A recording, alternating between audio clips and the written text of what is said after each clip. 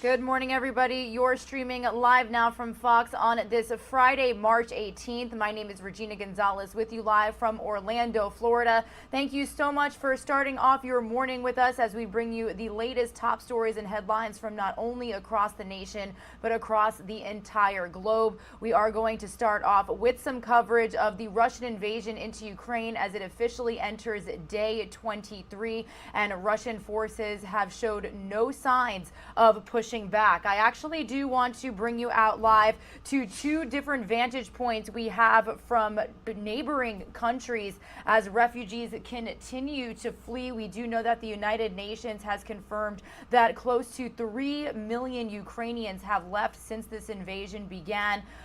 Basically a little more than 3 weeks ago, the invasion officially entering week 4. Now, I do want to bring you some latest developments that we've got for you this morning. We do know that Russian forces have officially pressed their assault on Ukrainian cities, specifically on the edges of the capital in Kyiv and the western city of Lviv, where in just a moment, we're going to bring you a report as we learn that an airport that sits roughly 40 miles from the Poland-Ukrainian border was struck today. Meanwhile, U.S. Secretary of State Antony Blinken said yesterday that American officials were evaluating potential war crimes and that if the intentional targeting of civilians by Russia is confirmed, that there are going to be massive consequences. We have seen theaters, buildings, people in line waiting for food getting struck by forces, so they are continuing to evaluate what charges they can press, how they can punish Russian forces, possibly Vladimir Putin, for the basically apparent fact that they are targeting civilians out there in Ukraine. Meanwhile, back here in the United States, we do know that President Biden is expected to speak with the Chinese president today. We broke that information to you just yesterday here on Live Now from Fox. Now, this is happening as the White House warns Beijing that providing military or economic assistance for Russia's invasion of Ukraine is going to trigger severe consequences from Washington, D.C. and beyond. Now, planning for the call has actually been in the works since Biden and the president of China held a virtual summit in November, but differences between Washington and Beijing over Russian President Vladimir Putin's procession and prosecution of this war against Ukraine are expected to be at the center of the call. Now, White House Press Secretary Jen Psaki said Biden would question Xi about Beijing's rhetorical support of Putin and an absence of denunciation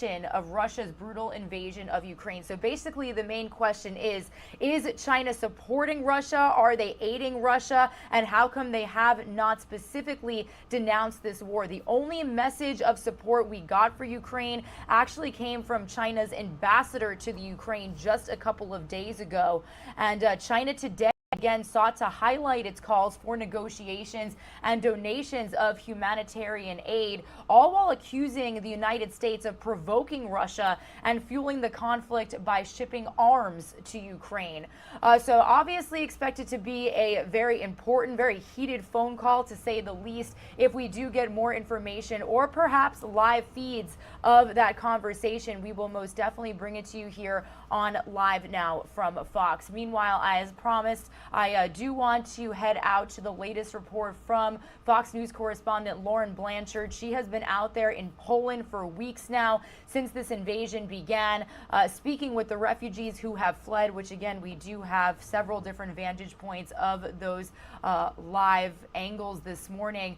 This is just a raw depiction of how many people have been affected by this invasion. Up there in the upper left-hand side of your screen, you could see families, little children, many just women and children being forced to leave their fathers, husbands, as President Zelensky had ordered originally at the beginning of this invasion, all men ages 18 to 60 to stay and fight for their country. But Lauren Blanchard is providing us more on the humanitarian crisis, as well as bringing us some more details on the Russian missile strike of Ukraine's second largest airport this morning. Let's get the latest here on Live Now from Fox.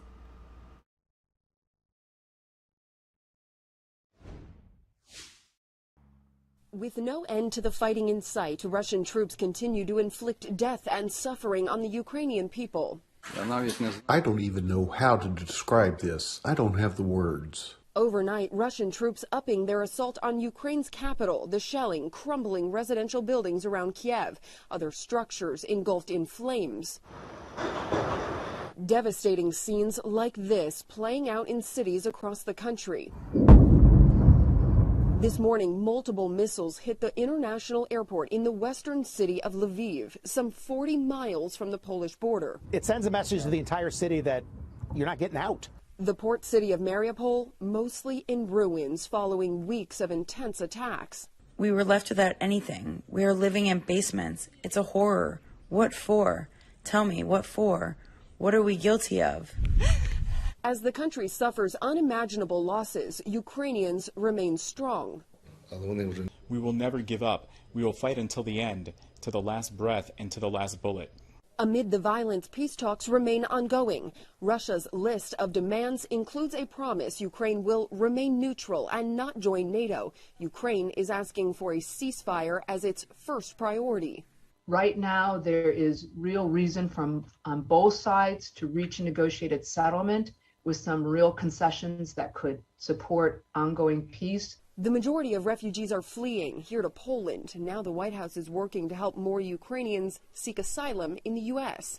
In Poland, Lauren Blanchard, Fox News. And as this war rages on in Ukraine, we are getting more video to our Live Now from Fox desk this morning of all the damage and destruction that has been seen just within the last 24 hours. I do want to start with this video right here. Firefighters in Ukraine putting out a fire caused by Russian shellings that killed at least one person. This took place yesterday. Now, as you could see, these raging flames caused a wall at a warehouse depot to fall outward while firefighters battled to keep the flames from spreading. Firefighters also had to work around concerns of projectile explosions while keeping back a safe enough distance to counter the fire and evacuate nearby residents. Shelling attacks on Kyiv continue as, again, this Russian war on Ukraine is entering its 23rd day today. So you could just see how red hot these flames are, all of the bricks on the ground, all of the damage and destruction, so many firefighters and emergency crews on scene. And we're continuing to bring you more video here on Live Now from Fox of this vast destruction. We're actually going to go from Kyiv to Mariupol. Now, this is footage posted online showing the destruction at the site of a theater in central Mariupol that local officials said was used as a civilian shelter and was bombed by Russia just a day ago. This video, along with several photographs, was disseminated on a telegram by the Azov Battalion, which is a far-right parliamentary group that was absorbed into the Ukrainian National Guard. Storyful, which is the resource that allows us to bring you video from the ground like this, has not confirmed the day of recording, but on March 10th, the group released a video showing people sheltering inside the theater, and its members are known to be involved in fighting in Mariupol. We're actually going to show you that video from inside of the theater in just a minute, but reports on Wednesday indicated that a catastrophic incident at the theater had happened. Obviously, you can see here in this footage, you can really see that middle section of the building completely collapsed, which local authorities confirmed was the result of a Russian attack. Mariupol's deputy mayor said the number of people inside ranged between 1,000 and 1,200. And yesterday, the city council said mostly women, children, and the elderly had been hiding inside the theater when it was damaged. The council reported that rescue and recovery operations were underway and said details about victims at the scene were still being clarified. But actually, an advisor to the local mayor told news sources that a bomb shelter in the theater may have actually held and allowed some people to survive. Now, actually, yesterday we brought you images capturing the words children written in Russian in front and behind of this theater, which was a very apparent effort to avoid being targeted by Russian forces from the air, but clearly that did not stop them. Russia's military has denied targeting the theater, accusing the Azov Battalion without evidence of blowing up the building. So We're going to continue to follow this story for you here on Live Now from Fox. But this is actually that footage that I was just talking about. This is a new video we have this morning, days before the attack, where women and children can be seen sheltering inside this theater in Mariupol. This, again, was just days before it was bombed on Wednesday. So really just, again, a raw depiction of what people have had to do to survive if they have stayed in Ukraine, taking shelters in theaters, leaving their homes, being forced to just huddle up against each other and stay safe, a fight for survival. Meanwhile, we do have some more video to show you here, and I do want to warn our viewers that this video is graphic. Viewer discretion is advised. But this is a video that we have for you as the bodies of a family of 5 were recovered from the rubble of a bombed building in Chernihiv, as an additional 53 deaths from Russian attacks were reported by the head of the regional military out there just yesterday. Now, this was provided by the SES of Ukraine, and they said the bodies were found during recovery work at a location that was hit just about 4 days ago. Now, just yesterday, police and local media said that several people were killed while standing in line for water and food. And actually, police said that a U.S. citizen was among the dead. And we did actually get that confirmation from U.S. Secretary of State Antony Blinken just yesterday. And this morning, we are learning that that gentleman who was killed in Ukraine was actually from the state of Minnesota. Our Fox 9 Minneapolis team was actually able to speak with his family and people who knew him following the news that broke just, again, less than 24 hours ago, as we learned that the American out there in Ukraine was from the state of Minnesota. So I do want to bring you that report here on Live Now from Fox. Inside a hospital in the city of Chernihiv in northern Ukraine, Jimmy Hill chronicled the war with short posts on social media. The 68-year-old was originally from the Iron Range of Minnesota, but was in Ukraine with his longtime partner, who was getting treatment for multiple sclerosis when the war broke out. "We are trapped," he wrote on Sunday. "They bomb here every night." One day later, hard to sleep, people getting depressed. And his final post on Tuesday: intense bombing, still alive, limited food, room very cold. His last communication was intense bombing, can't charge phone. His sister Katya says over the last 20 years, Jimmy spent half of his time in the U.S. and half in Ukraine, teaching classes and working as a social worker there. He was out trying to find food when he was gunned down by Russian artillery fire. He was only going out to try to find more food because the hospitals ration on millet, and that's all that they were getting every day was small portions of millet. Video from the Ukrainian State Emergency Service shows absolute destruction in a residential neighborhood in the city where Jimmy was killed. Officials there say 13 people lost their lives in the attack. That's the hardest thing. This does not still seem real at all. For Jimmy's sister, the news that her brother is dead is her worst nightmare come true. This is just sad commentary on our world today, to let one man create so much devastation.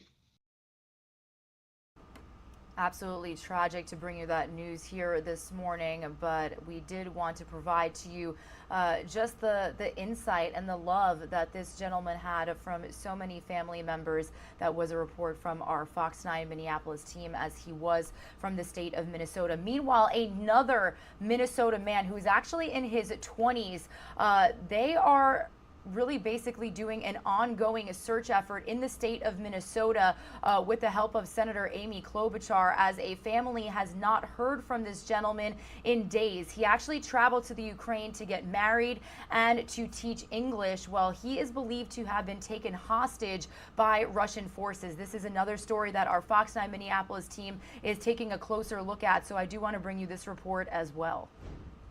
I would have never imagined this happening, not in my wildest dreams. Half a world away in southeastern Minnesota, all Tina Hauser can do is sit by the phone and wait. It's been days since she's heard from her firstborn son, Tyler Jacob. The unknown is what's killing me. I don't know if he's alive. I don't know if he's eaten. I don't know if he's slept. I don't know where he is. The 28-year-old Winona native moved to Ukraine in January to marry and live with his wife, settling in the city of Kherson to teach English there. When that war broke out, that's when things got really scary for him. He posted videos of the escalating conflict on his Facebook page. He's like, "Mom, I don't know what to do. I feel it's safe to go, but I'm also scared because I don't know what's going to happen and where we're going to all end up." Tyler made the difficult decision to leave, boarding a bus headed to the Turkish border with other foreign citizens on Saturday morning. Entering Crimea, they were stopped at a checkpoint, and Tyler, the only American citizen on board, was taken by Russian soldiers. Tyler hasn't had any communication with his family since, but a clip of him being interviewed on Russian state TV has surfaced. Hauser believes it was filmed just before he was taken. A representative from the U.S. Embassy in Moscow called her on Wednesday morning, saying they are searching for Tyler, but warned her it would be a long, slow process. Until she can see her son again and know he's safe, Hauser says her heart will be in pieces. I send him messages every day telling him that Mom's here and that I'm doing everything I can to find him. Reporting in Stockton, Mary McGuire, Fox 9. And we are going to stay in touch with our Fox 9 Minneapolis team for any developments on that story as that family continues to search for answers, and even a phone call from their son. He has not been heard from since last Saturday morning. Some of you are going to see a quick 2-minute commercial break. When you return, we are going to continue our coverage as the Russian invasion of Ukraine enters day 23. We are going to give you some more vantage points, a closer look at the damage and destruction that has been seen over the last couple of weeks, even the last 24 hours alone. And we're also going to be bringing you the latest on how President Volodymyr Zelensky, Ukrainian president out there, is not only meeting with victims, civilian victims, families that were injured by these Russian shellings, but also awarding emergency responders for their efforts to help and save these victims. We're also going to bring you the latest on a Lego-like figure of Ukrainian President Zelensky that is in high demand, with all proceeds going directly towards medical aid for Ukrainian refugees. And we're also going to get the latest on some response on Capitol Hill and in Washington, D.C. We do know that President Biden delivered yet another jab at Russian President Vladimir Putin, calling him a murderous dictator. So stay with us. All that coming up after this quick break.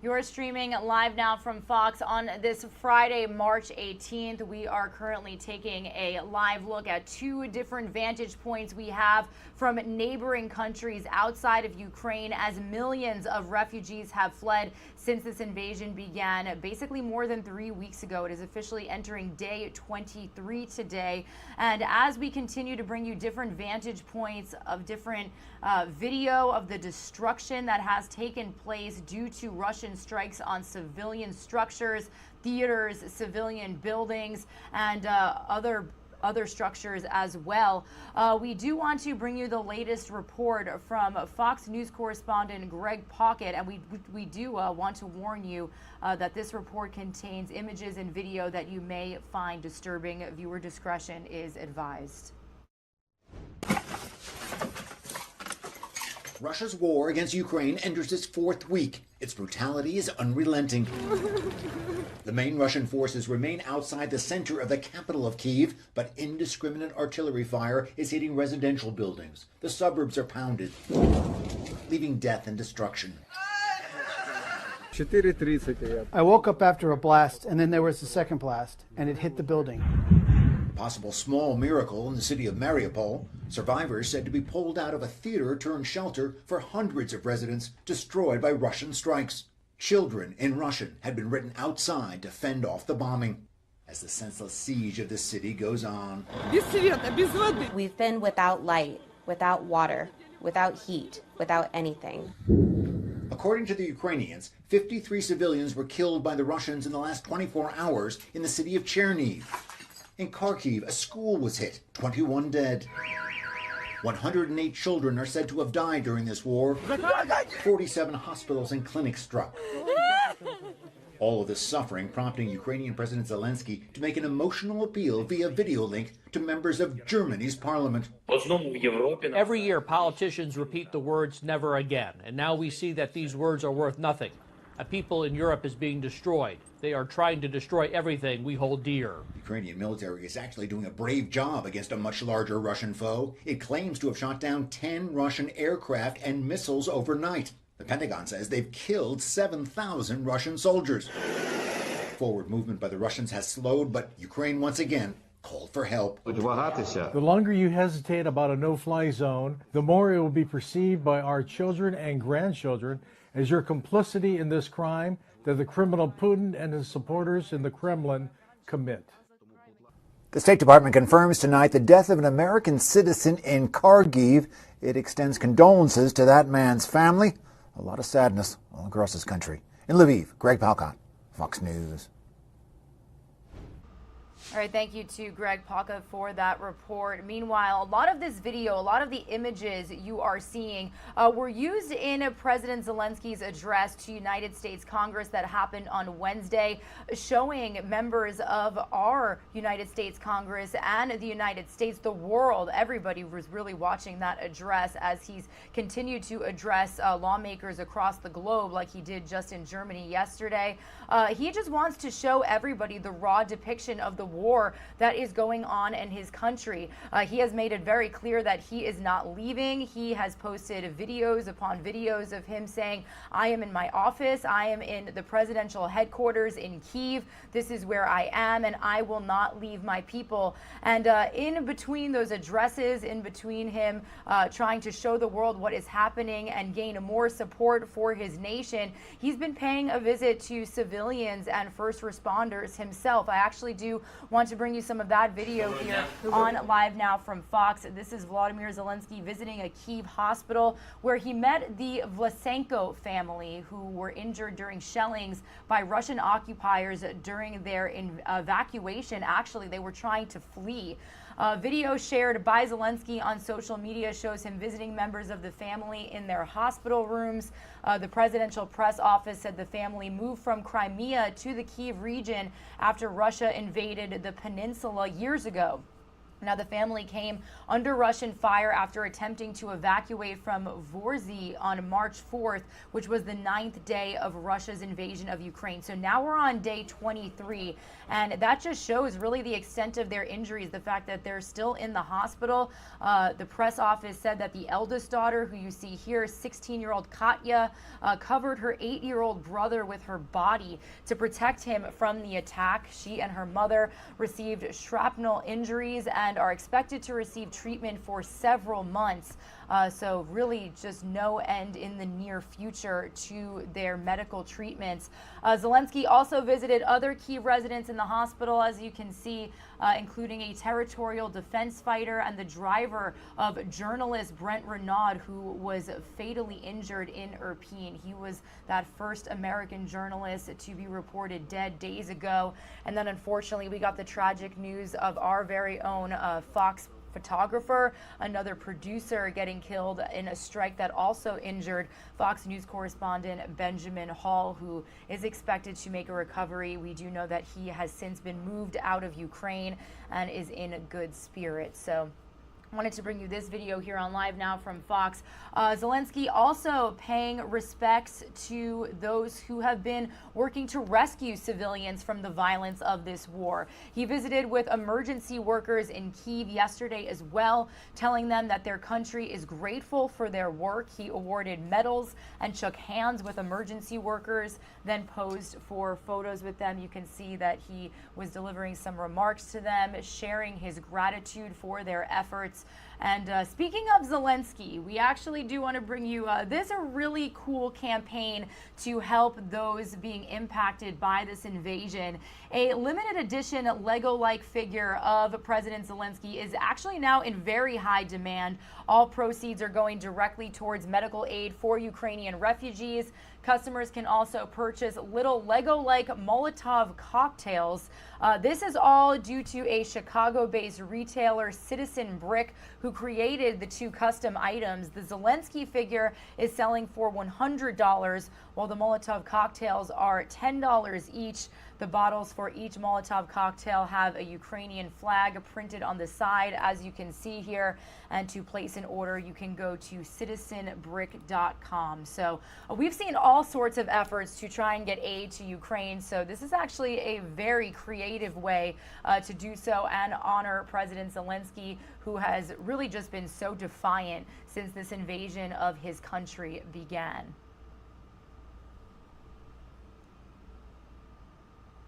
Meanwhile, as we continue to get reaction from lawmakers here and the Biden administration, we do want to bring you the latest report from Fox News correspondent Madeline Rivera. That is because President Biden has delivered yet another condemnation of Russian President Vladimir Putin, calling him a murderous dictator at the White House just yesterday.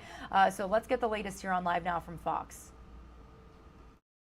A day after calling President Putin a war criminal, President Biden is doubling down on his rhetoric. Now you have Ireland and Great Britain and the Republic standing together against a murderous dictator, a pure thug. Now, Secretary of State Antony Blinken is joining the president in his opinion. Personally, I agree. Intentionally targeting civilians is a war crime. These images show what's left of a theater in Mariupol, which local authorities say was being used as a shelter until a Russian airstrike destroyed it. More than 1,500 people, thankfully that they were in the shelter. They were not all killed. But as you know, Mariupol is suffering. As Russia scales up its attacks, Western countries are leading the efforts to turn the country into an economic pariah. On Capitol Hill, House lawmakers went one step further Thursday, voting to suspend normal trade relations with Russia.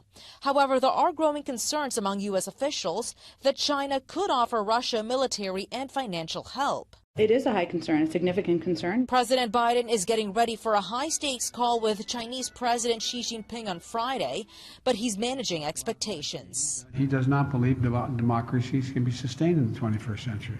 This week, National Security Advisor Jake Sullivan warned China it could face consequences if it supports Russia's invasion of Ukraine, but the Biden administration has not specified what those consequences would be. In Washington, Malda Rivera, Fox News. All right, thank you to Madeline Rivera for that report. Again, we are going to monitor any news coming out of the White House this morning as President Biden is expected to make that call with the Chinese president here in just a couple of hours. Now, the United States has really said that there will be very, very big consequences if they find out that China is supporting Russia during this deadly invasion that has again officially entered day 23. Meanwhile, speaking of Russia, we actually do have an update for you regarding WNBA star Brittney Griner. We actually do know that the two-time Olympic gold medalist will continue to be held in Russia for at least 2 more months as an investigation into drug allegations is continuing out there.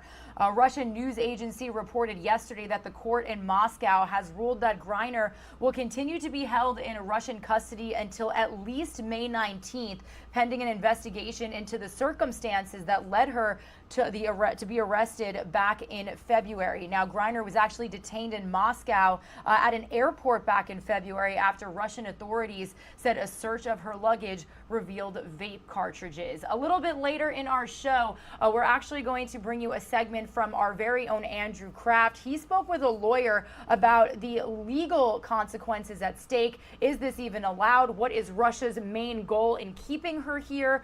So we'll get that we'll get that interview here in just a little bit on Live Now from Fox. Meanwhile, staying in the United States, really, the invasion of Ukraine is actually leading to anti-Russian bias here in the U.S., with more Americans taking out their anger on Russian-owned businesses across the country. So Fox News correspondent Kevin Corke has a look at the escalating economic tensions and their effect on those opposing the war, plus why Congress is eyeing even tighter sanctions overseas. As the Russian invasion of Ukraine intensifies overseas, here in the U.S., Russian-owned businesses are facing severe backlash over Vladimir Putin's decision to wage war. Business down a little bit, like 30 to 20% down. But the anti-Russian sentiment isn't just causing Americans to boycott Russian-owned stores and products, with many business owners now experiencing an increase in threats. We received the call like 3 calls a week, 4, 2, and they start cussing, they start yelling. This resentment is causing confusion for Russians living in America who don't support the conflict in Ukraine. We all live here, we escaped all this madness there, and we'll get along. Meanwhile, the war is also crippling Russian businesses overseas, with more sanctions expected soon, as the House voted Thursday to suspend normal trade relations with Russia. They cannot just go kill a bunch of people, destroy cities, kill women and children, and then go back and have business as usual. But economists say imposing greater sanctions may only hurt Russians opposing the war instead of those engaged in the fighting. The question that we don't know the answer to is, what difference, if any, does that make to Vladimir Putin? Russian-owned businesses here in the U.S. say sanctions are actually hurting their stores, making it much more difficult and more expensive to import the goods they need.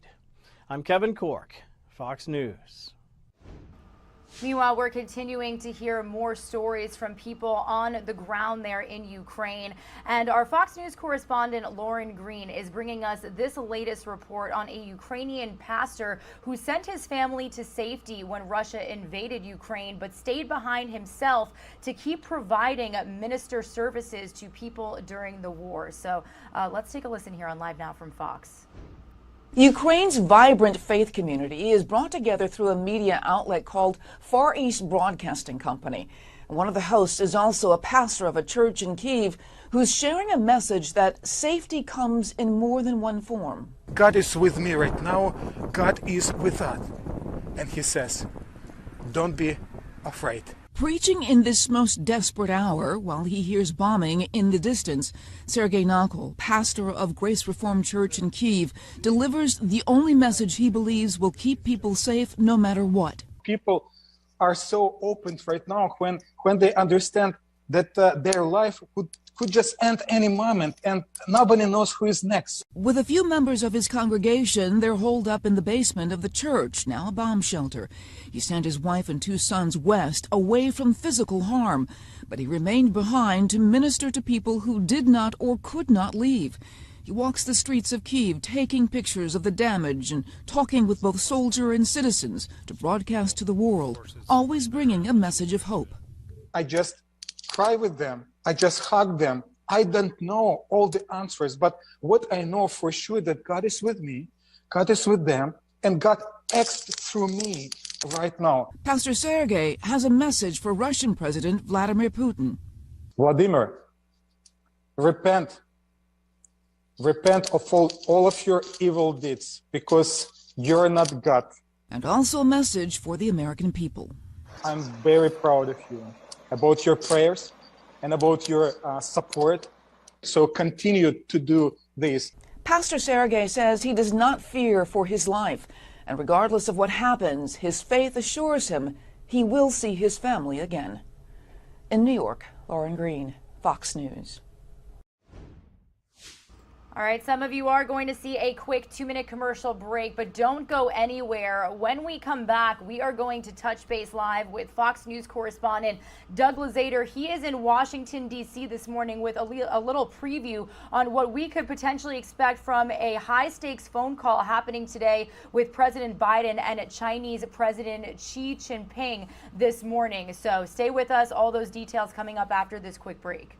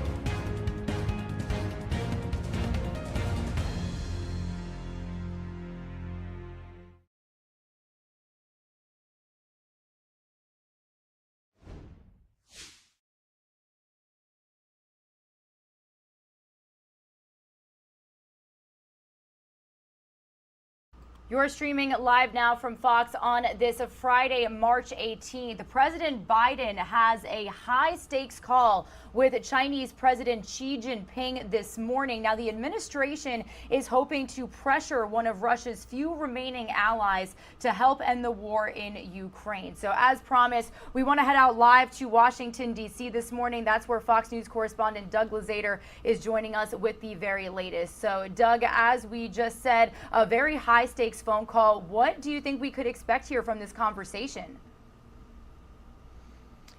Well, China is one of Russia's kind of few remaining allies here, and I suppose the idea from President Biden's standpoint is to convince China to really lean on Russia to find some kind of an off-ramp in Ukraine.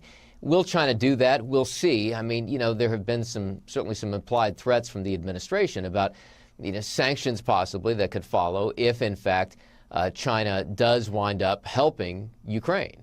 There have been reports that, if China ends up helping Russia, there have been reports that that Russia is going to seek military assistance, economic assistance from China. I mean, Russia is really hurting through all of this. The military is getting bogged down in a war they really didn't expect in terms of the ferociousness of the defense by the Ukrainians. And the Russian economy has really taken it on the chin as well because of the number of nations that have cut off ties, economic ties with Russia and sanctioned Russia. So will China play a constructive role in this? I mean, that's really the question for the administration. It doesn't appear as though there's a lot of optimism here, but it is one avenue that they're going to pursue. And, you know, Doug, when it comes to another angle of this phone call, when we talk about the U.S. and China relations in general, what is really at stake here? Well, the hope is that China will do something to prevail upon Russia. But, you know, Russia is really running into a fight that they didn't expect. Russian forces have really, taken some hard knocks in this. I mean, there was a report in the New York Times yesterday that U.S. officials believe that about 7,000 Russian troops have been killed through this. I mean, those are enormous losses. They've lost a number of generals, apparently. But, you know, at this point, Vladimir Putin appears undeterred, and he's going to press forward. And if anything, there are signs that his forces are really beginning to dig in there in Ukraine. Yeah, and, you know, interesting topic to note, Doug, that I want to bring up to our viewers. A popular figure in Russia, actually actor Arnold Schwarzenegger, apparently reached out to the Russian people on social media. What is that all about? What did he have to say? Yeah, well, you know, messages like that, may be helpful, but, social media is something that is under severe restriction right now in Russia. So, you know, there's a question of how big the audience would really be for this. And, you know, Doug, what's been so heartbreaking to see is the attacks on civilians. And that's really what we've heard from world leaders. We just heard from Secretary of State Antony Blinken saying that they are looking into more details regarding the possibility of war crimes. Because what can you tell us about this morning? We're learning that the second largest airport was struck basically 40 miles from the Polish-Ukraine border. You know, there have been accusations that Vladimir Putin is a war criminal. President Biden made that accusation day before yesterday. It was backed up by the Secretary of State yesterday. There are a number of investigations underway now in terms of documenting the evidence of what Russian forces have really been doing there in Ukraine. All right, Doug. Well, do we have any insight as to what time this phone call is happening right now? It's going to happen in just over 2 hours. Okay, perfect. Well, Doug, we really thank you for bringing our viewers up to speed. We appreciate you, and we'll definitely be monitoring what exactly comes out of that conversation. Thank you so much. Okay, thanks so much. All right, everybody. Again, Regina Gonzalez with you here on Live Now from Fox. Confirmation from Doug Luzader that that phone call between President Jinping and President Biden will be happening in just about 2 hours. So we will be continuing to bring you all of the latest developments on what exactly comes out of that conversation. Obviously, a very high-stake chat at stake here. And we are still monitoring the fact that the Biden administration has really just said that they're going to be consequences if we find out that China has been aiding Russia. President Vladimir Putin getting quite desperate out there. Like Doug just mentioned, a lot of Russian military forces have been killed. Even U.S. counterintelligence officials here in the United States have said that Ukraine has put up quite some fight. So again, stay with us for any details coming out of Washington, D.C. about that high-stakes phone call. Some of you are going to see a quick 2-minute commercial break. When you return, we are going to talk business and economics. You heard Doug Luzader mention social media, where we're going to get the latest on the details surrounding the social media crackdown that is happening in Russia due to the rulings of President Vladimir Putin. And we're also going to continue monitoring the inflation and gas prices that we are seeing here right in the United States. So stay with us, all that coming up here shortly.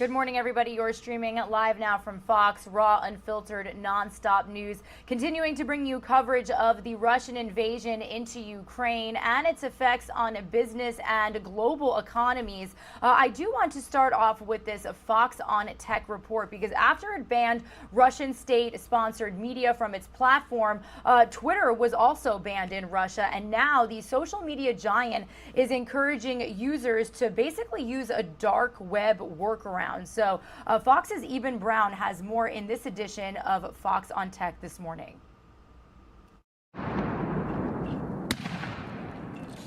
With the Russian assault on Ukraine grinding on, Moscow is intensifying its crackdown on dissent, banning any media that could be used to criticize Vladimir Putin or get the word out about Russian attacks on Ukrainian citizens. Twitter tried helping by banning Russian state-operated media, and that got Twitter itself banned from Russia on orders from Moscow.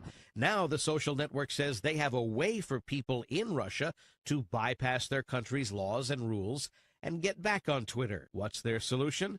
Tor, a different type of internet browser, allowing you to search websites on a different kind of network where you stay anonymous. Tor stands for the Onion Router, so websites don't use .com or .org, they use .onion. So if you're watching in Russia, or if you know someone in Russia, tell them, download the Tor browser and then head over to twitter.onion and log in. And yes, there are Tor or Onion browser apps for iOS and Android. Russian Twitter users might find they can learn what the rest of the world is seeing about their nation's invasion of Ukraine. Now, Facebook, which is also banned in Russia, also has a Tor version for people to use to bypass censorship. In Miami, Eben Brown, Fox News.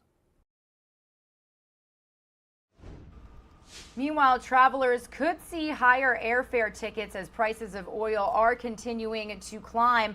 Meanwhile, on Capitol Hill, lawmakers are at odds over who to blame for these higher gas prices. So I do want to bring you the latest from Fox Business reporter Anna Iliopias this morning.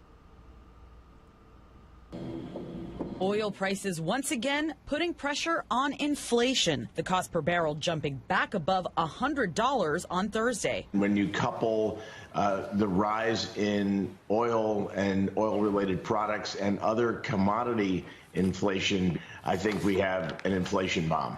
Oil costs are lower than the $130 high they hit this month, but Americans continue to see high prices at the pump. Democrats are calling on the oil industry to boost production and asking big oil CEOs to testify about their business practices. But the average price of a gallon is still stuck at nearly $4.30. If anyone thinks this is fair, efficient, or sensible, they're probably an oil executive. But Republicans say the blame lies with the Biden administration's energy policies.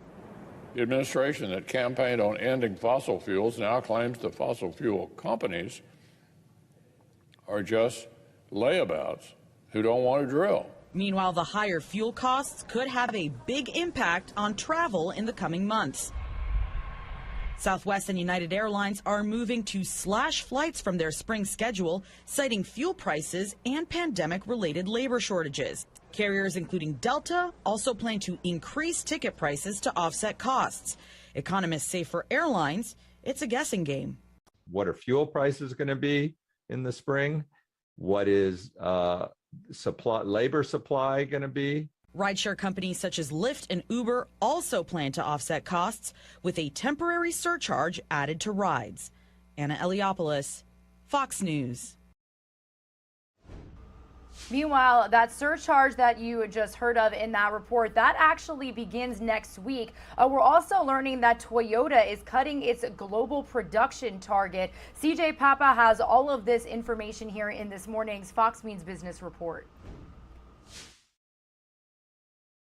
Toyota now says it is cutting its global vehicle production target for next month by 150,000 cars and trucks to 750,000. Toyota is dealing with the continued semiconductor shortage and other parts supply issues. It also sees production down 10% in May and 5% in June, compared with previous estimates from the beginning of the year.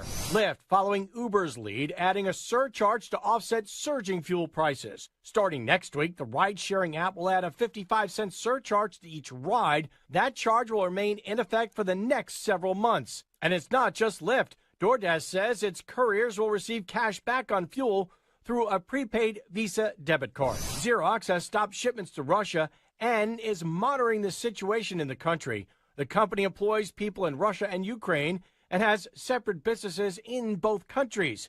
Xerox says it's making sure it is compliant with existing sanctions. And Robinhood launching a new program that will allow users to loan out stocks held in their accounts to other financial institutions. The program would rival similar features already offered by Fidelity and Morgan Stanley's E-Trade that allow customers to earn passive income by loaning out stocks they own. Robinhood says the new feature could be available in the coming months. For more stories, log on to foxbusiness.com. In New York, I'm CJ Papa.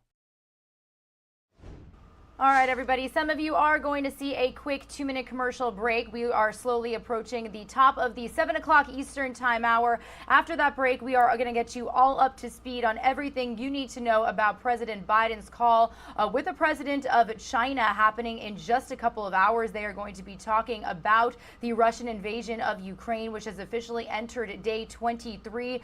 We're also going to talk more about those gas prices and the lengths that people are going through to basically siphon gas and steal gas. Gas thieves is becoming a thing, unfortunately. And then we are going to continue talking about inflation. If you drank for St. Patrick's Day yesterday, you may have paid more for beer, and that is not going anywhere. And then we'll get into some more top stories, economics and invasion related, and we're going to talk a little bit about the latest surrounding the COVID-19 pandemic. Stay with us.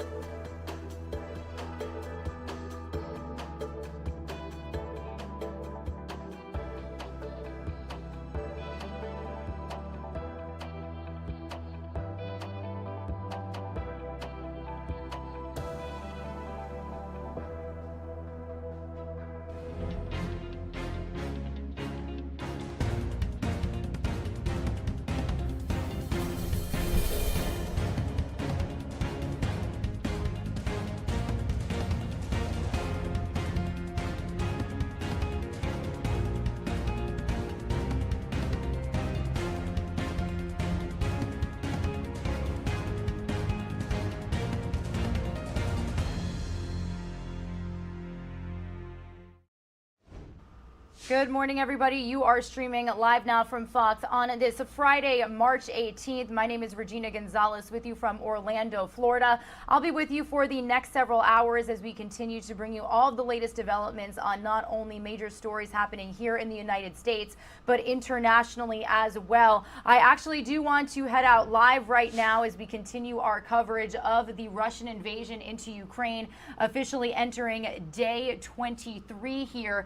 This is a live vantage point we have from the Polish-Ukrainian border. As you can see, so many people continuing to flee as Russian forces really show no signs of pushing back. And, you know, we continue bringing you this vantage point because it's such a raw depiction of those who are really just having their lives completely upended. You can see right here in front of you an elderly person being pushed in a wheelchair. We've seen lots of children, women and children alone walking through this bus depot. So this is basically a train station and bus depot in Poland where refugees can come from Ukraine and either stay in Poland or travel out to other parts of Europe. So really just showing you how sad, how heartbreaking, and how real this invasion is, how this is impacting so many people. We do know that close to 3 million refugees have fled Ukraine since this invasion began,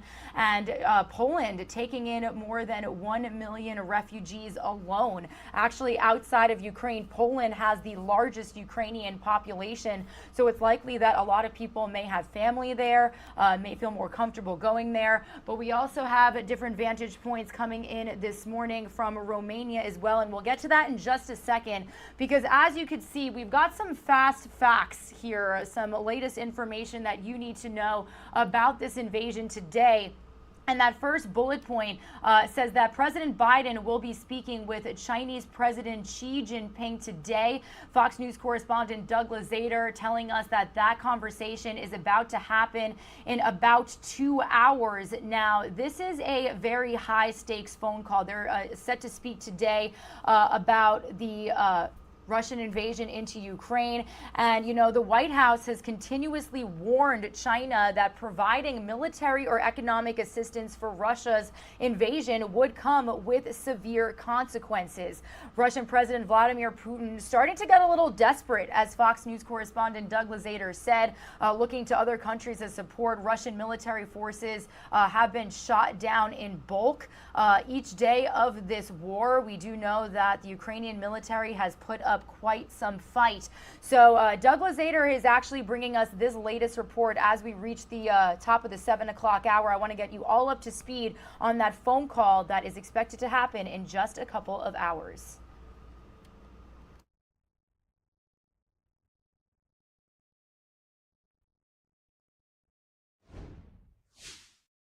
Well, China could play a critical role in all of this because even while suffering enormous losses on the battlefield, Russian President Vladimir Putin is undeterred.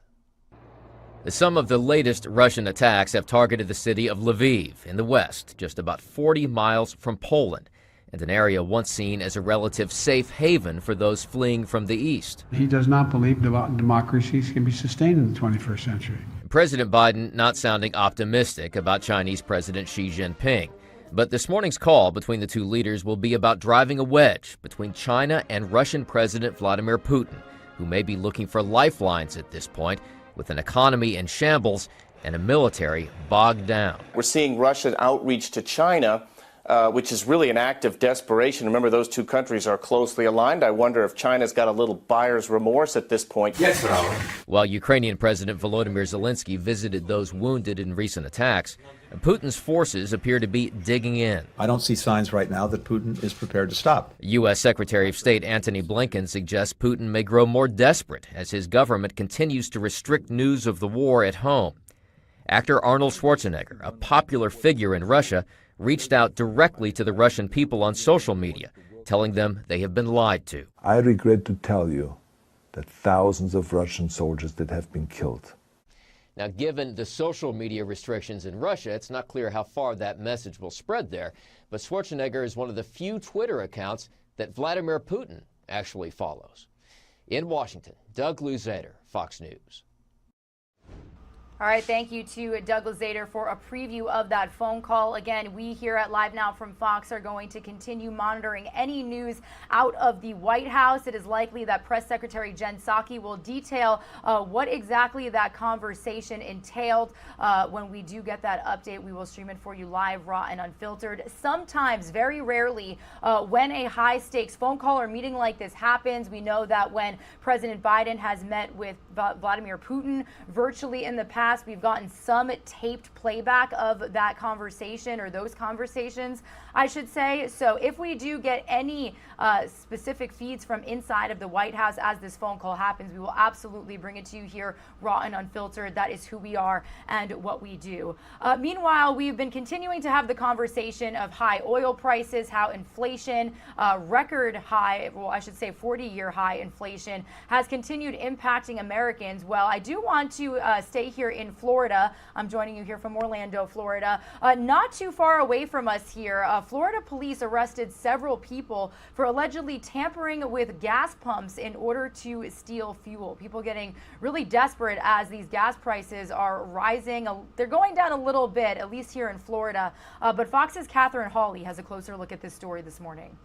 It's a crime that's hard to spot. Crooks are illegally meddling with the parts inside fuel dispensers to steal gas. They're changing the pulsator, which reads how many gallons and how many dollars that you're paying for the fuel. So instead of paying hundreds, it only costs dollars to fill up. The thieves drive off with gas they didn't pay for, scamming the station out of money. It changes the price but keeps the gallons the same, so they can change the amount that they're being charged down to a nickel a gallon or a penny a gallon, and they could pump 100 gallons. Officials say this type of manipulation is a serious issue they want to put the brakes on. We got a report that there were some individuals in one part of our state that was stealing gas. Investigators with the Florida Department of Agriculture and Consumer Services arrested 4 suspects last week for attempting to tamper with the gas pumps and steal fuel in Pasco and Polk counties. According to arrest paperwork, Rogelio Urena and Yulier Garcia Martinez were busted on March 12th while filling up a large gas tank in the back of a pickup at a gas station in Lakeland. The pair were seen illegally accessing the inside of the fuel pump. Garcia Martinez even had a homemade device in hand to manipulate the pulser. This is illegal, and you'll be charged with a criminal offense if you are doing this. Everyone in this group is charged with multiple felonies. Officials say they're cracking down on crimes at the pumps, trying to stay one step ahead of the criminals. Anytime you have fuel theft, it's a major problem. It's a crime that... Desperate times calling for desperate measures, so wanted to bring you that story here on Live Now from Fox. It was just a couple of days ago that we shared a similar story, actually on a larger scale in Texas, where one person basically stole 1,000 gallons of gas from a station near the Houston area. So as we see these high gas prices, a lot of people committing crimes. So wanted to bring you that news here on Live Now from Fox. Meanwhile, back on the topic of inflation when it comes to businesses, restaurants. If you drank for St. Patrick's Day yesterday, you may have noticed that you paid a little more for beer. Well, that could not be going away anytime soon, potentially. Bars and breweries have had to hike up their prices to keep up with inflation. So Fox's Giovanni Leggi is in Sacramento, California, with a deeper dive into this story. Grabbing a beer is going to be getting more expensive. We see the prices continuing to rise. Everything from the grain used during production to the glasses catching that cold pour is going up in price. We've seen packaging increases, labor cost increases, supply chain, trucking, shipping increases, barley and malt increases. And so we're starting to see that translate into consumer prices. Prices for beer are already on track to hit a record high this year, partly because of the nearly 200% price increase for barley over the past 2 years. This is a challenge for breweries since malt and barley are a primary ingredient in beer. And this inflation has forced bar owners to raise prices. I mean, it's going to be no time before it's $8 for a draft beer. Sean owns an Irish bar here in Sacramento, California. He's had to raise his prices multiple times in the past year. Costs went up 15% at the end of the summer, and we were, saying, oh, maybe it has something to do with COVID. No, it was all the inflation. The national price for beer is only up about 2% so far this year, but experts like Bart Watson say the major price jump is yet to come. Inflation is starting to pick up in beer, though maybe still lagging the overall consumer price index. All right, everybody. I do want to get into some stories here on Live Now from Fox that we are also following on this Friday morning.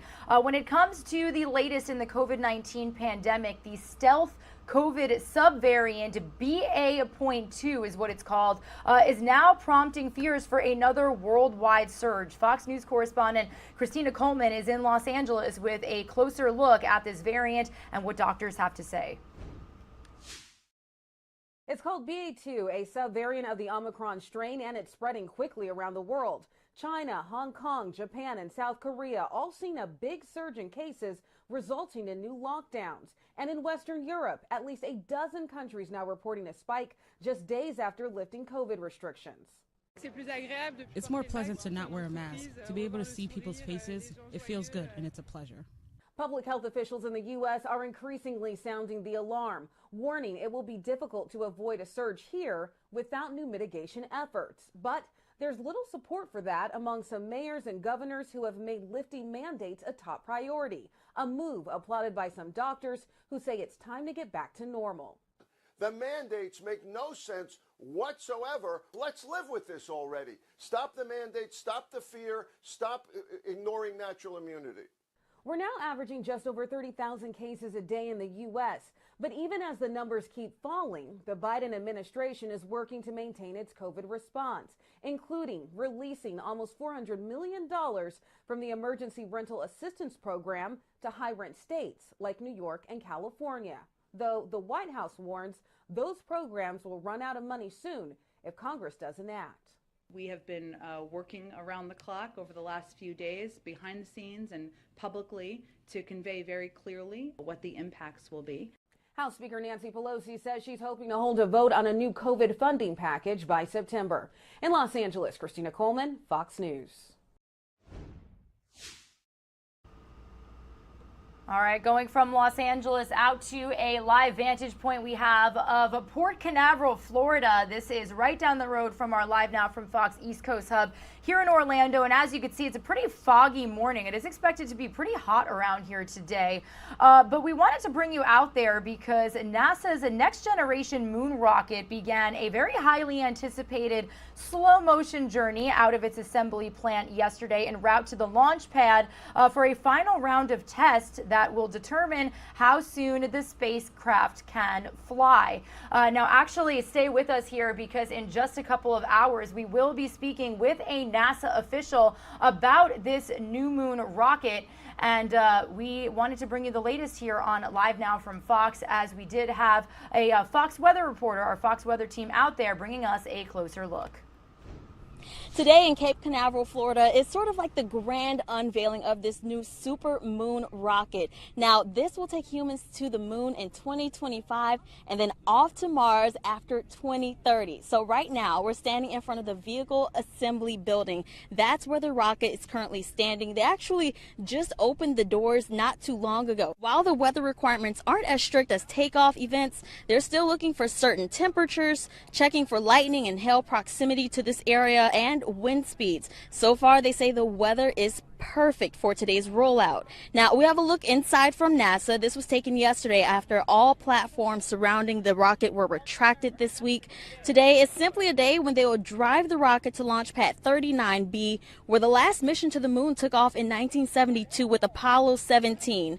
Now, once it's there, they will continue further work on it, and in about 2 weeks, they'll do a full rehearsal, completing every step except for takeoff. While today's task may seem simple, this is quite a process. They have to use this vehicle, the Crawler Transporter 2, going at 0.8 miles per hour. They're moving one of the largest moon rockets at 322 feet tall and the heaviest at 8.8 million pounds. Now, at the very top of the rocket, on top of the Space Launch System, sits Orion. And Orion is where the astronauts will be during the flight. Chelsea Patridge, engineer for Lockheed Martin, has worked on Orion for 7 years. She told me about something new called the Space Abort System. It sits on the very top of Orion.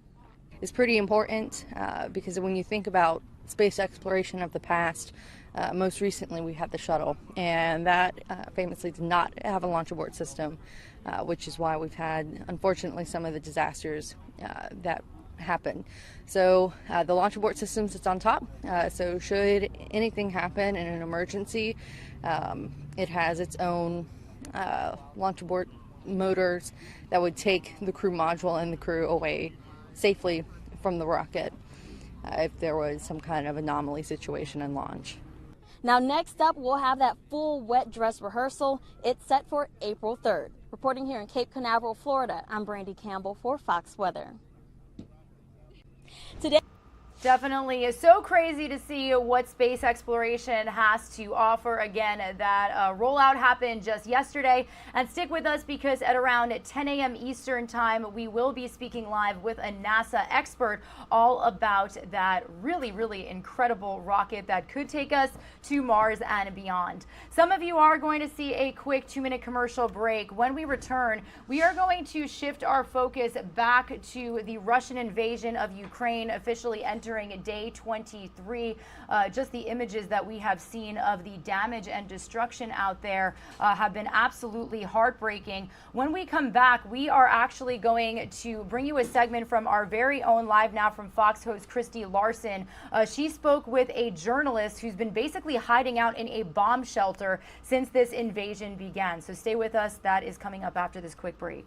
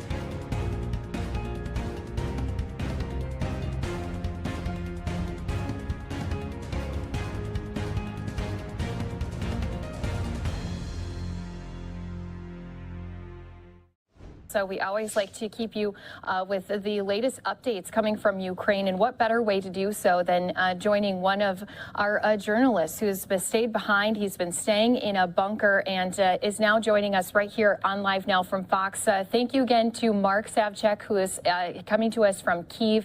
I know, Mark, that things have been kind of hectic over these last few days. Why don't you talk about some of those latest developments that you've been seeing? What have been some of the happenings around the city as Putin continues his attack on your people in your country?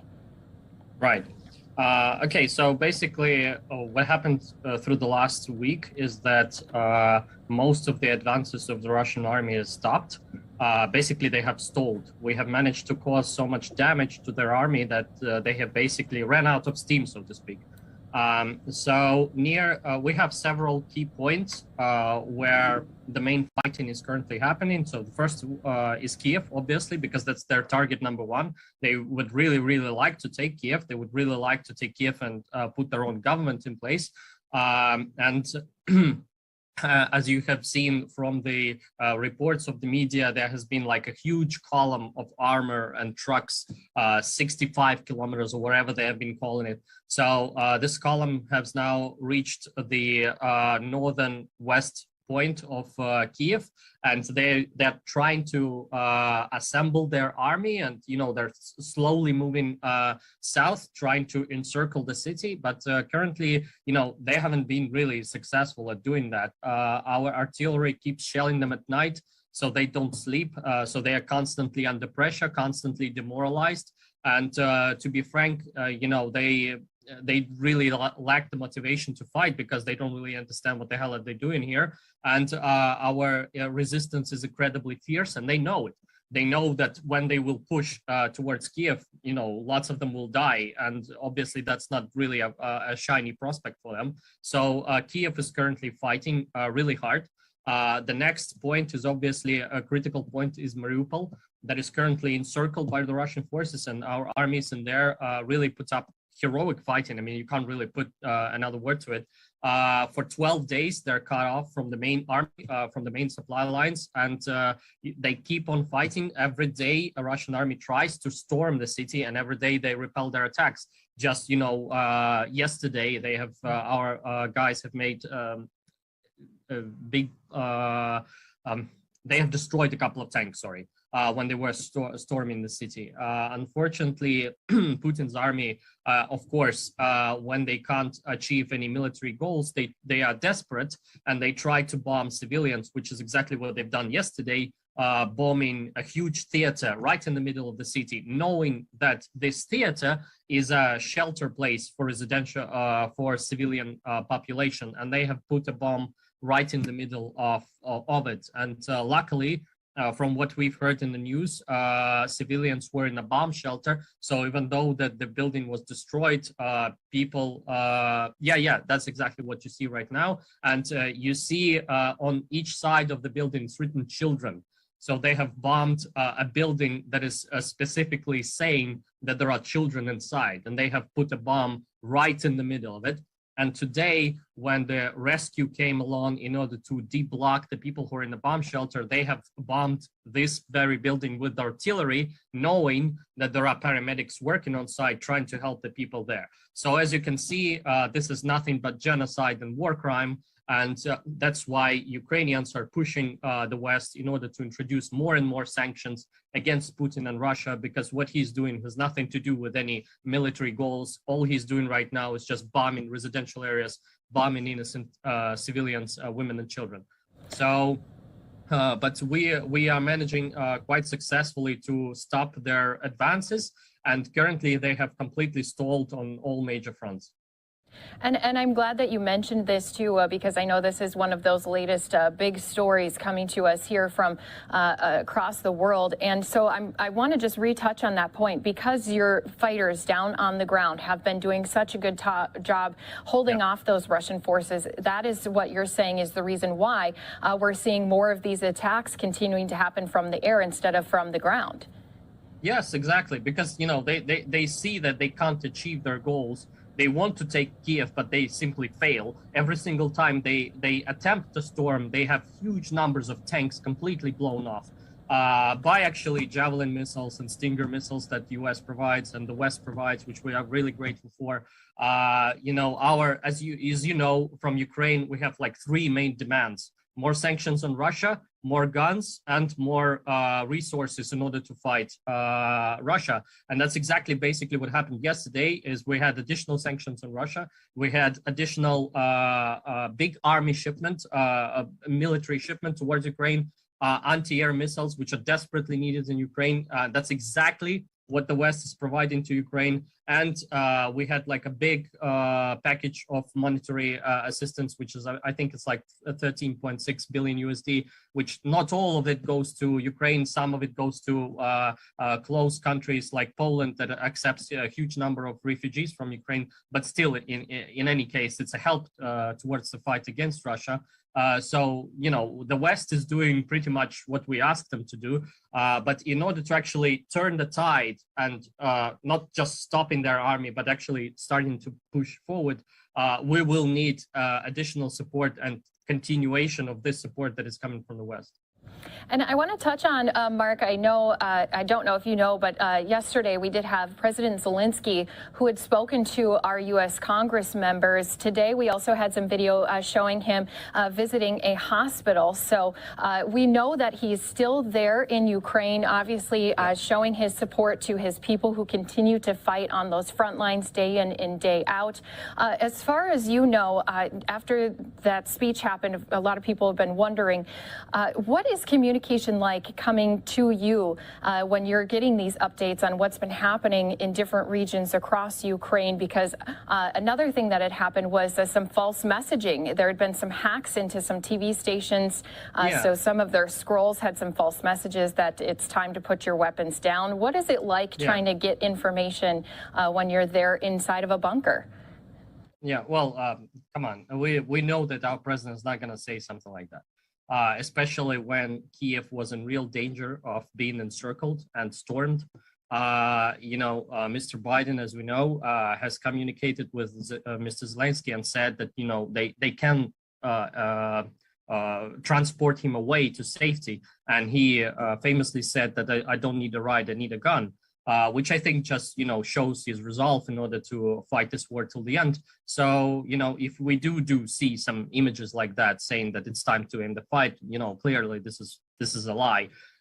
His communication, the communication from the president, from Ukrainian President Mr. Zelensky, is currently, I would say, pretty solid. I mean, he's very concrete on what he wants. He's very concrete on what he asks of the West in order to help the fight. So, for us, we currently understand what the leadership of the country wants to do. And currently, his communication towards a Russian army is that you will all die here. So, your Russian president is insane, and you know that. There are no fascists in Ukraine. There are no ultranationalists in Ukraine. So just give up, stop fighting, throw your guns away. And, we will treat you like normal people. And actually, they're not treated like normal people in the army. So, his message towards the Russian fighters is clear. His message towards Putin is also clear. He says that, this war, you can't win it. So why bother? So, just stop the fighting and, let's start talking. And his communication towards the Western allies is also clear. We need additional support. We need more sanctions against Putin until he stops, basically. So that's what the message is. We need to increase the sanctions constantly, almost every day, that, eventually Russia will feel the pressure, so much pressure that they will not be able to continue the fight. And that we need additional monetary support because, millions of Ukrainians have been displaced and their ability to earn money to support their families has also been ruined. So that's exactly what we need. And currently, the West has been doing a good job providing the help. But as I said, in order to actually turn the tide, we will need more. And as you guys are waiting for some of these items, more supplies to be delivered to you, more aid to be provided as well, talk about what your typical day is looking like right now, because now we're into, 3 weeks of this invasion happening. I know a lot of people are interested, Mark, right now you're in a bunker. What does it look like for you day in and day out right now? Actually, to be completely honest, it's the same as day number one.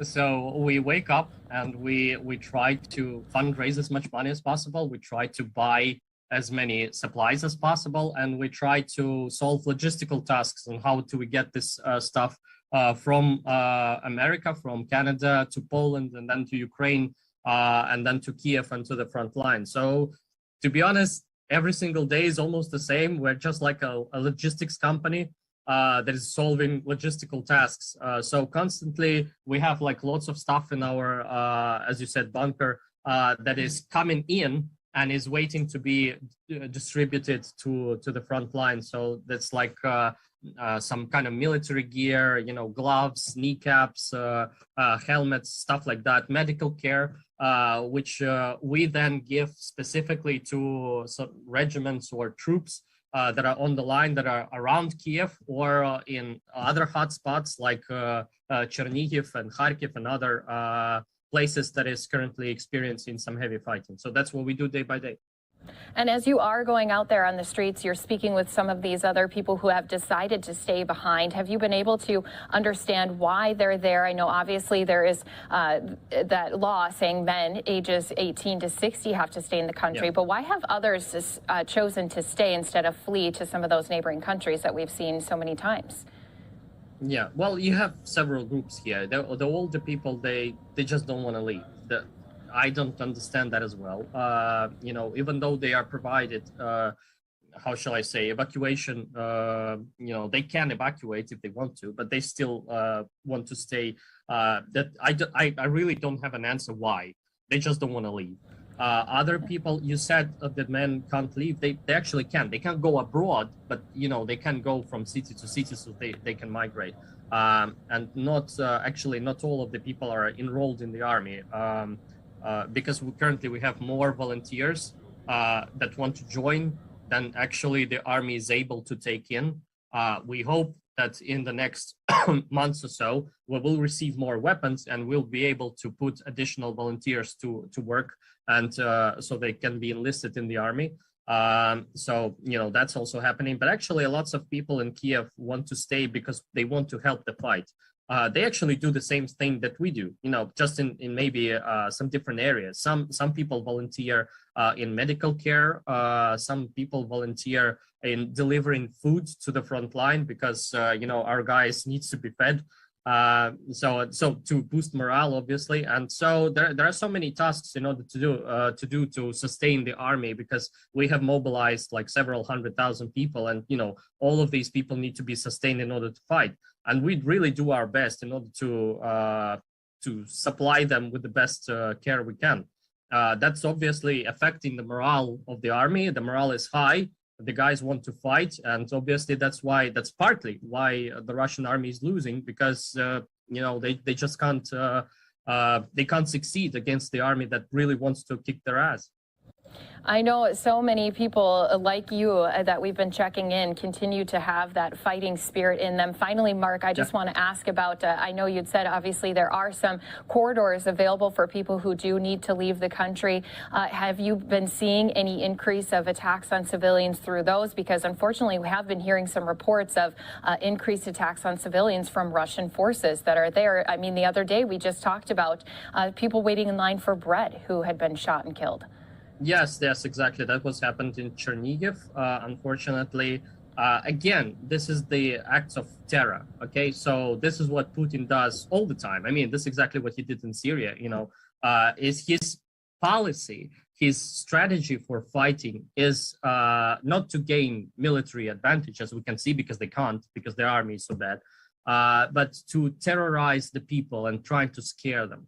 So he thinks that by attacking civilians, we will be afraid of him and we will run, which obviously is not going to happen, because we understand that this is it. You know, we're fighting for our country. We're not going to go anywhere. You know, we will eventually kill all of them. It's just going to take time, and your support, obviously.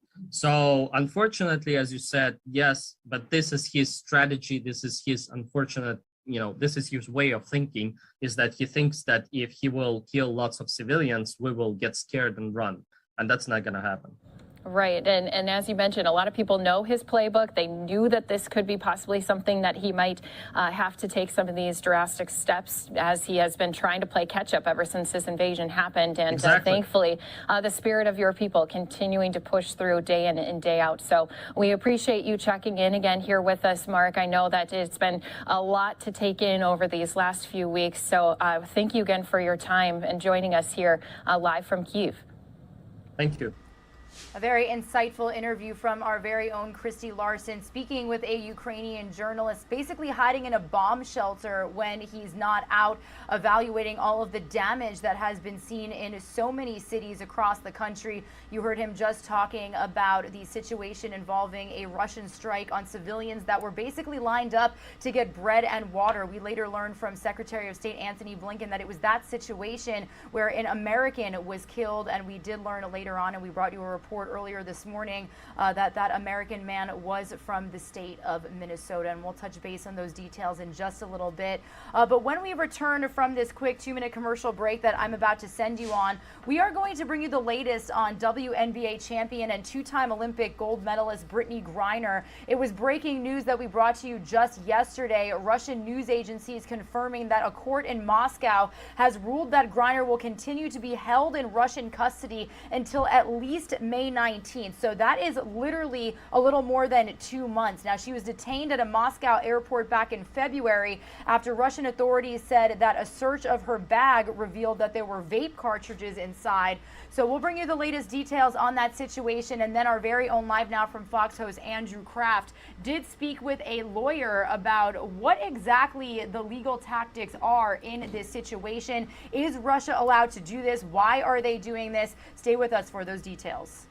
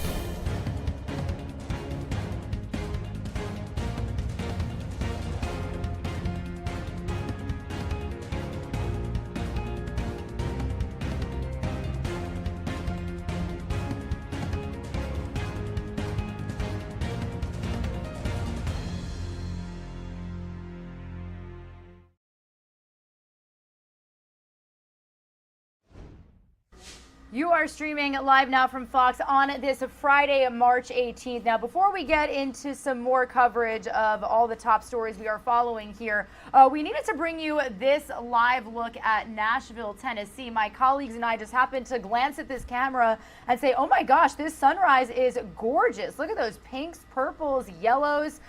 Definitely a good vibe to start off your Friday morning with. So we just wanted to show you that here on Live Now from Fox. We get a lot of different cameras, a lot of different vantage points from cities and states across the nation. So when we can bring you gorgeous sunrises like this, we certainly want to do so. Meanwhile, as promised, I do want to get into some coverage of Brittney Griner because we have gotten some new details regarding her arrest in Russia. Now, she was detained at an airport in Moscow, and I do want to read you the very latest on the situation that we broke to you just yesterday here on Live Now from Fox. So we did get word that a court in Moscow has ruled that Griner will continue to be held in Russian custody until May 19th, pending an investigation into the circumstances that led to her arrest. So that is literally more than 2 months. Now, like I mentioned, she was detained at a Moscow airport in February after Russian authorities searched her luggage and said that there were vape cartridges inside. Now, our very own Live Now from Fox host Andrew Kraft actually caught up with an attorney about the legalities of this case. Why is Russia doing this? There has been a lot of speculation, and I need to stress the word speculation, that Russia could be holding her as collateral to the United States as they continue to invade Ukraine now for a 4th week. So we're going to catch up with Andrew Kraft and this attorney here on Live Now from Fox right now.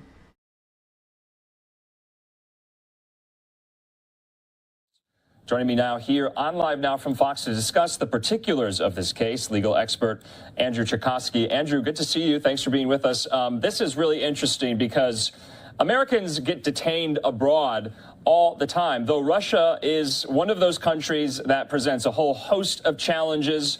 And we know, and we've talked to national security experts, that Vladimir Putin would definitely use something like this as leverage, especially during the Russia-Ukraine war. But just legally speaking, what recourse is available to American citizens in a country like Russia when they get detained? Well, I think it's just really important to know that when you travel abroad, when you cross those international borders, you're subjecting yourself to the legal system of the country that you're in. There is no magic agreement. There is no magic thing that the U.S. State Department or the U.S. government can do to intercede or intervene in a case where you have allegedly violated those foreign laws. That's the danger of going abroad. Now, there are certain diplomatic efforts that the countries can engage in, but for a minor offense like this, typically you don't see that happen. And I've dealt with many of these cases. And Andrew, essentially you're saying, just because you're an American, just because you're a star WNBA player, does not kind of give you immunity in another country, and you have to abide by those laws. That's what we've been hearing. And as we know, diplomatic relations between U.S. and Russia right now are practically nil. So the fact that her detention has been extended till late May, do you see her getting, I guess, her due time in court? Do you think she's been given a Russian lawyer? How do you think the defense is going to work itself out here? Well, it seems as though she has a Russian defense team that have been filing their appropriate paperwork. They were trying to get her removed from a confinement status and put onto house arrest. So she seems to be able to be putting up some degree of a defense. The Russian legal system isn't going to be anything like the American justice system. You're not going to have any sort of notions of the constitutional protections that we have in the United States available to her. And that's absolutely normal for a U.S. citizen abroad. Unfortunately, because of the current diplomatic crisis that's going on, the war that's going on, I think that this sort of drug offense isn't going to rate very high on the State Department's list of things to be negotiating with the Russians on, because cases like this can be negotiated between governments, and there could be certain types of agreements reached diplomatically outside of the bounds of the typical law. But I think in this case, unfortunately, it's going to be very low on that list of priorities between the United States and Russia.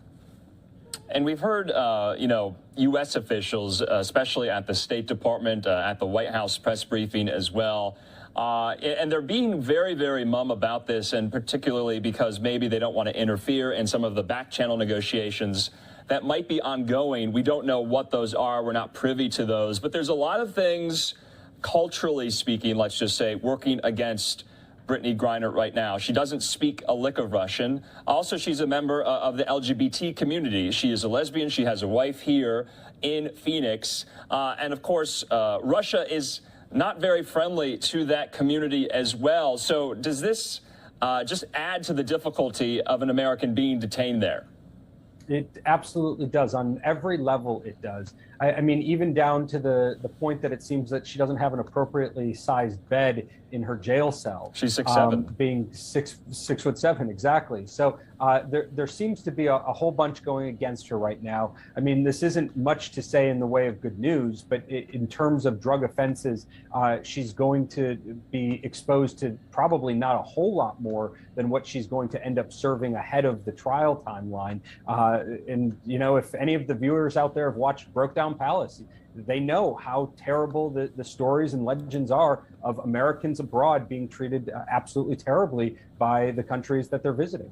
And to your point, Andrew, talking about conditions of the jail, I would imagine they're not very great in Russia. They don't really kind of take stock of that, keeping, the conditions tidy or somewhat manageable for detainees. But does it strike you, and maybe this is not a surprise, but the charge itself, has she been charged with a crime, or is she being detained until that happens, or is she being detained and charged and then she'll appear in court? Because we have not seen her since this surveillance video where we're looking at the airport.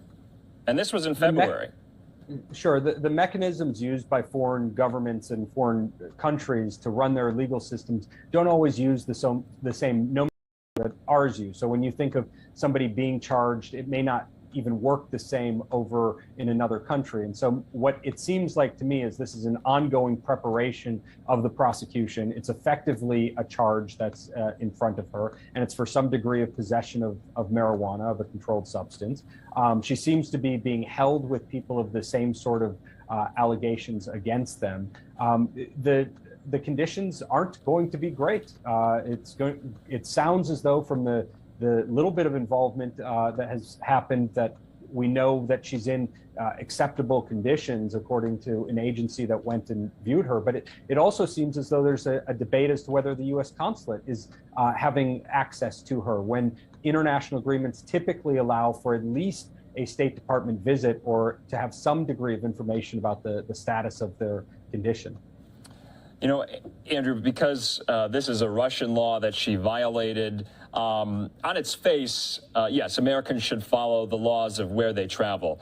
But knowing Russia, knowing the history of show trials, kangaroo courts, it's not, a certitude that she would face a fair trial if it is brought to that, is it not? Well, if I was her defense attorney, I would absolutely be curious or skeptical, highly skeptical of what's being alleged here. Now, one of the news stories that has run recently suggests that her legal team has not directly denied responsibility for the alleged crime, but that may be strategic under the way in which the laws are written there. So in this case, it could be that something like that's planted on her, that there's some sort of conspiracy aimed at her because she's a public figure. That's absolutely something that I think the Russian government has a history of at least being notorious for doing. So it is an absolutely terrible and very sympathetic situation for her. And I hope that she is able to have a good legal defense raised against her and that the Americans have at least some access to be able to supervise and understand what's going on, even if they can't directly intervene in the actual action. Andrew, last question for you. As you kind of monitor and watch this case, what should we be looking for? Should we look, after May 19th, maybe something in the interim there? Will there be some type of break in the case, maybe if some of the diplomatic overtures are restored? Well, that's exactly what we're looking for. I did this sort of trial observation for the State Department when I was stationed in Italy. And really what you're looking at between these big court dates are that there might be some sort of back channel diplomatic communications going on, some sort of deal being reached, something that happens kind of outside of the court system to see some relief granted to her. If that's not the case, I think the next time that we're going to hear anything is on that May trial or that May date for court and have a much better idea of what's going to happen from that point forward. All right, Andrew Cherkasky, thanks for always breaking down these stories for us and making them easier to understand. And we'll continue to follow this alongside you. We'll talk to you again. A great analysis of a very complex situation over there for WNBA star Brittney Griner. We did learn just yesterday, as Andrew said, that a court in Moscow has ruled that she will be in jail over there for at least another 2 months.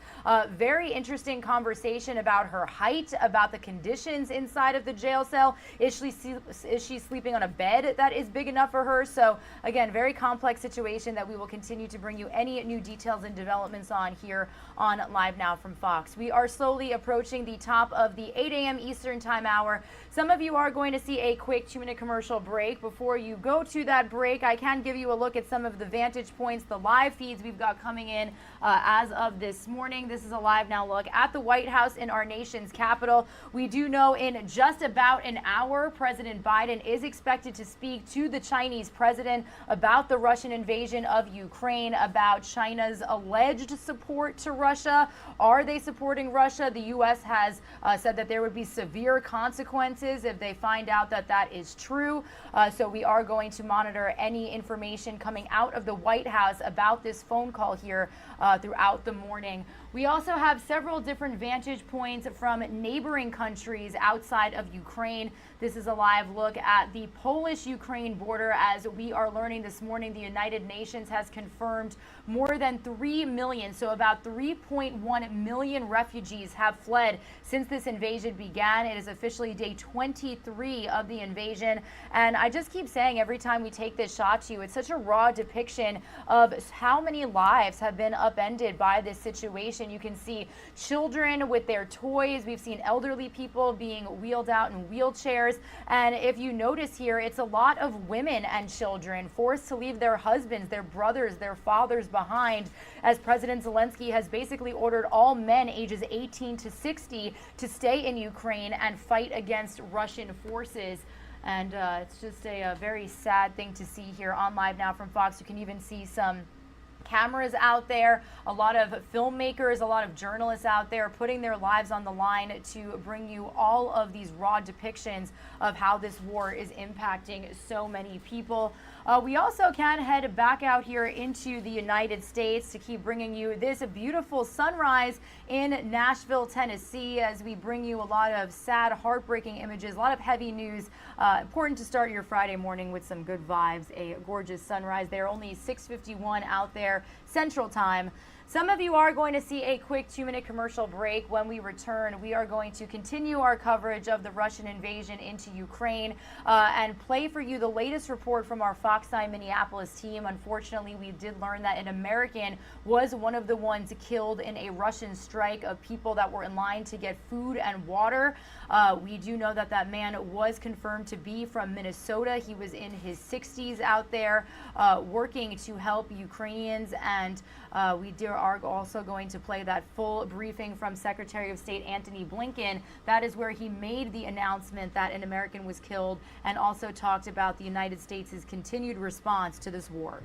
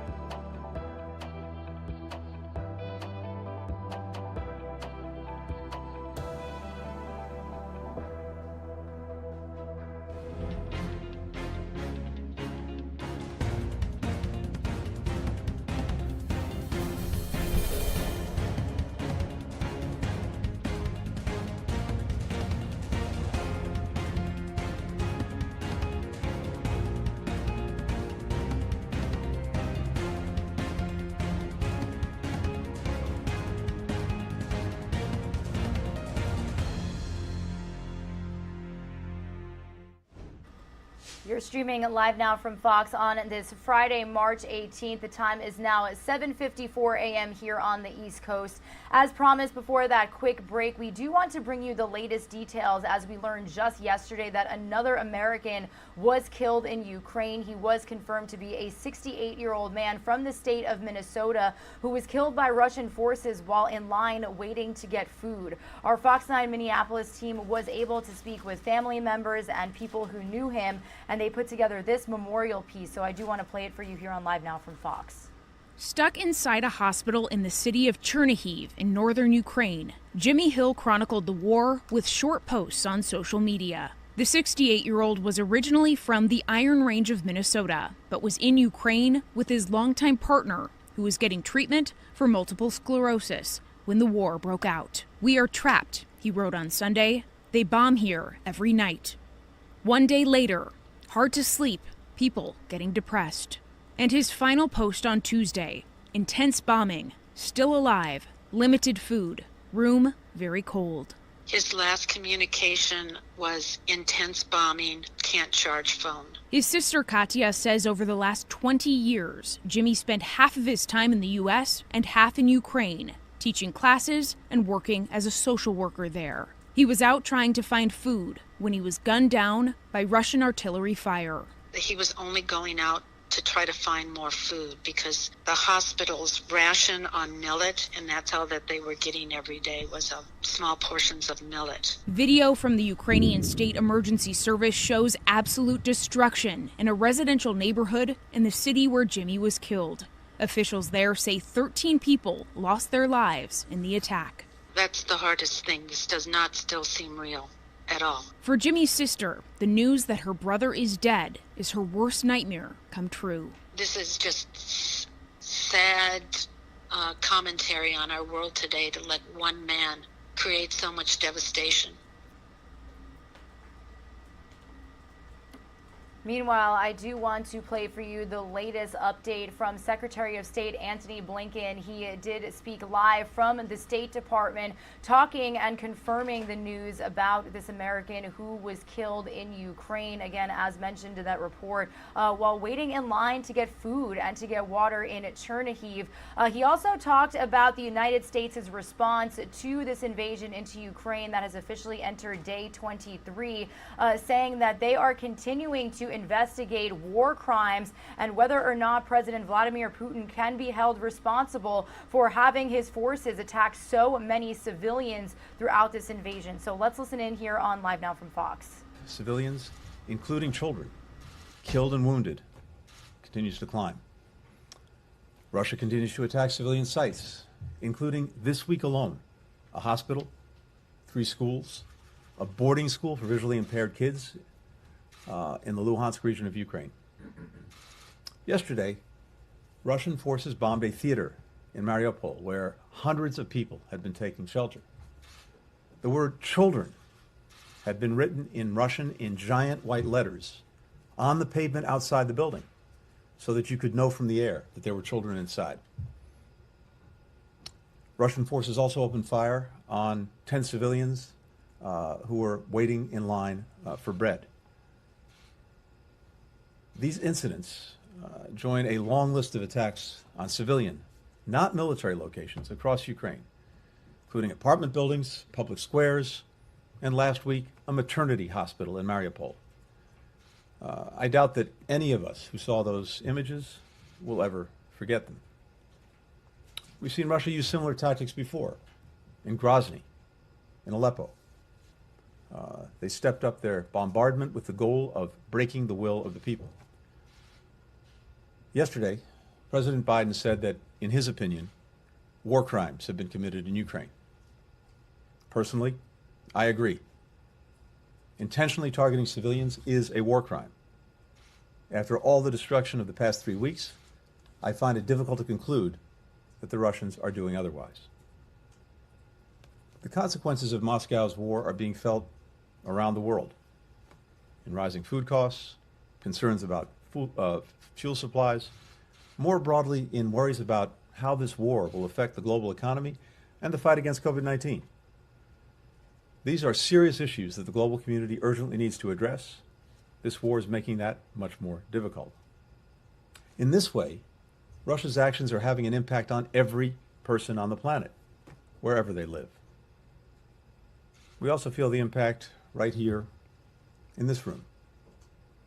There should be a seat reserved here today for Benjamin Hall from Fox News, who was injured badly when his vehicle came under attack near Kyiv. Many of us, myself included, have gotten to know Ben very well as part of the traveling press corps. He's an incredibly talented reporter, always asking tough questions. He's a lovely person as well. Our thoughts, my thoughts, are with him and his family, including his 3 little kids. 2 of Ben's Fox News colleagues, Pierre Zevchevsky and Sasha Kushanova, were killed in the attack. And Brent Renaud, a reporter on assignment with Time magazine, was killed in a separate attack a day earlier. I know that everyone in this room, in particular, feels these losses deeply. Being a war correspondent is vital work. They make sure that the world knows what's really happening when armies move in and bombs start falling. It also takes incredible courage. They go into war zones when others, understandably, are heading out as fast as possible. So these are huge losses, of course, for families, for friends, but also for their colleagues, their profession, their readers and viewers who understand world events because of them. Our experts are in the process of documenting and evaluating potential war crimes being committed in Ukraine. Beth Van Schack, whom the Senate finally confirmed this week as our ambassador at large for global criminal justice, will be leading that effort within the State Department. We'll make sure that our findings help international efforts to investigate war crimes and hold those responsible accountable. I'd also mention that there are several other nominations before the Senate with a direct bearing on our ability to support Ukraine, including for Assistant Secretary of State for Population, Refugees, and Migration, Assistant Secretary of State for International Security and Nonproliferation, and our Coordinator for Sanctions Policy. So I urge the Senate to confirm these nominees quickly so that they can get to work as soon as possible. A few weeks ago, just days before Russia's invasion began, I went to the United Nations Security Council to lay out what we believed was about to happen. Again today, we have a strong sense of what Russia could do next. We believe that Moscow may be setting the stage to use a chemical weapon and then falsely blame Ukraine to justify escalating its attacks on the Ukrainian people. Manufacturing events and creating false narratives of genocide to justify greater use of military force is a tactic that Russia has used before, including in Georgia. We believe Russia will bring its mercenaries from private military groups and foreign countries to Ukraine. President Putin acknowledged as much over the weekend when he authorized the recruitment of additional forces from the Middle East and elsewhere. Another indication that his war effort is not going as he hoped it would. They're also likely to systematically kidnap local officials and replace them with puppets. Again, this has already begun. The mayor of Melitopol was grabbed off the street several days ago, released yesterday in a prisoner exchange. The mayor of another city in southern Ukraine was also kidnapped. He hasn't yet been let go. This is a terror tactic. Grab local officials, depose local governments, put proxies in their place. After devastating Ukrainian cities, Moscow may bring in officials from Russia to serve as local government officials and surge what they describe as economic support in an attempt to make the people dependent on Moscow for survival. Again, something that Russia did in Georgia. President Putin's invasion of Ukraine is not going to plan. The Ukrainian people haven't welcomed the Russian military. They haven't submitted. On the contrary, they're fighting with extraordinary courage to protect their homes, their families, their country. Russia has been hit by unprecedented sanctions and cut off from the global economy. Its own economy is in free fall. Hundreds of corporations have closed operations. In a matter of weeks, President Putin has destroyed 30 years of opening to the world and economic opportunity for the Russian people. Dozens of members of the Kremlin's corrupt power base have been sanctioned. Several have lost their mega yachts and villas. President Putin has derided those sanctions, using recent public diatribes to mock Russians living abroad as too dependent, as he said, on foie gras and oysters. Meanwhile, he sits in his mansions, having accumulated billions, taking wealth from the Russian people while they stand in long lines to access cash and watch as stores close and the ruble plummets in value. It's no wonder that brave Russians continue to protest the war and be beaten and arrested for it. And Russian journalists are resigning from their jobs at state media outlets because they can't stomach parroting the Kremlin's lies any longer. Still, President Putin is not relenting, and in fact may be growing more desperate. And so yesterday, President Biden announced, and I authorized another $800 million in military aid to Ukraine. That brings our support for Ukraine's frontline defenders to more than $2 billion during this administration, $1 billion in the last week alone. We're grateful to have a determined and generous partner in Congress, which this week provided more than $13 billion in urgent support to Ukraine. And we'll continue to work with lawmakers to support Ukraine and hold the Kremlin to account. As President Biden described, this new security assistance package includes 800 anti-aircraft systems to stop attacking planes and helicopters before they destroy more of Ukraine, 9,000 anti-armor systems to destroy tanks and armored vehicles, 7,000 small arms, including machine guns and grenade launchers, and 20 million rounds of ammunition. We're also helping Ukraine acquire longer-range anti-aircraft systems and munitions at President Zelensky's request.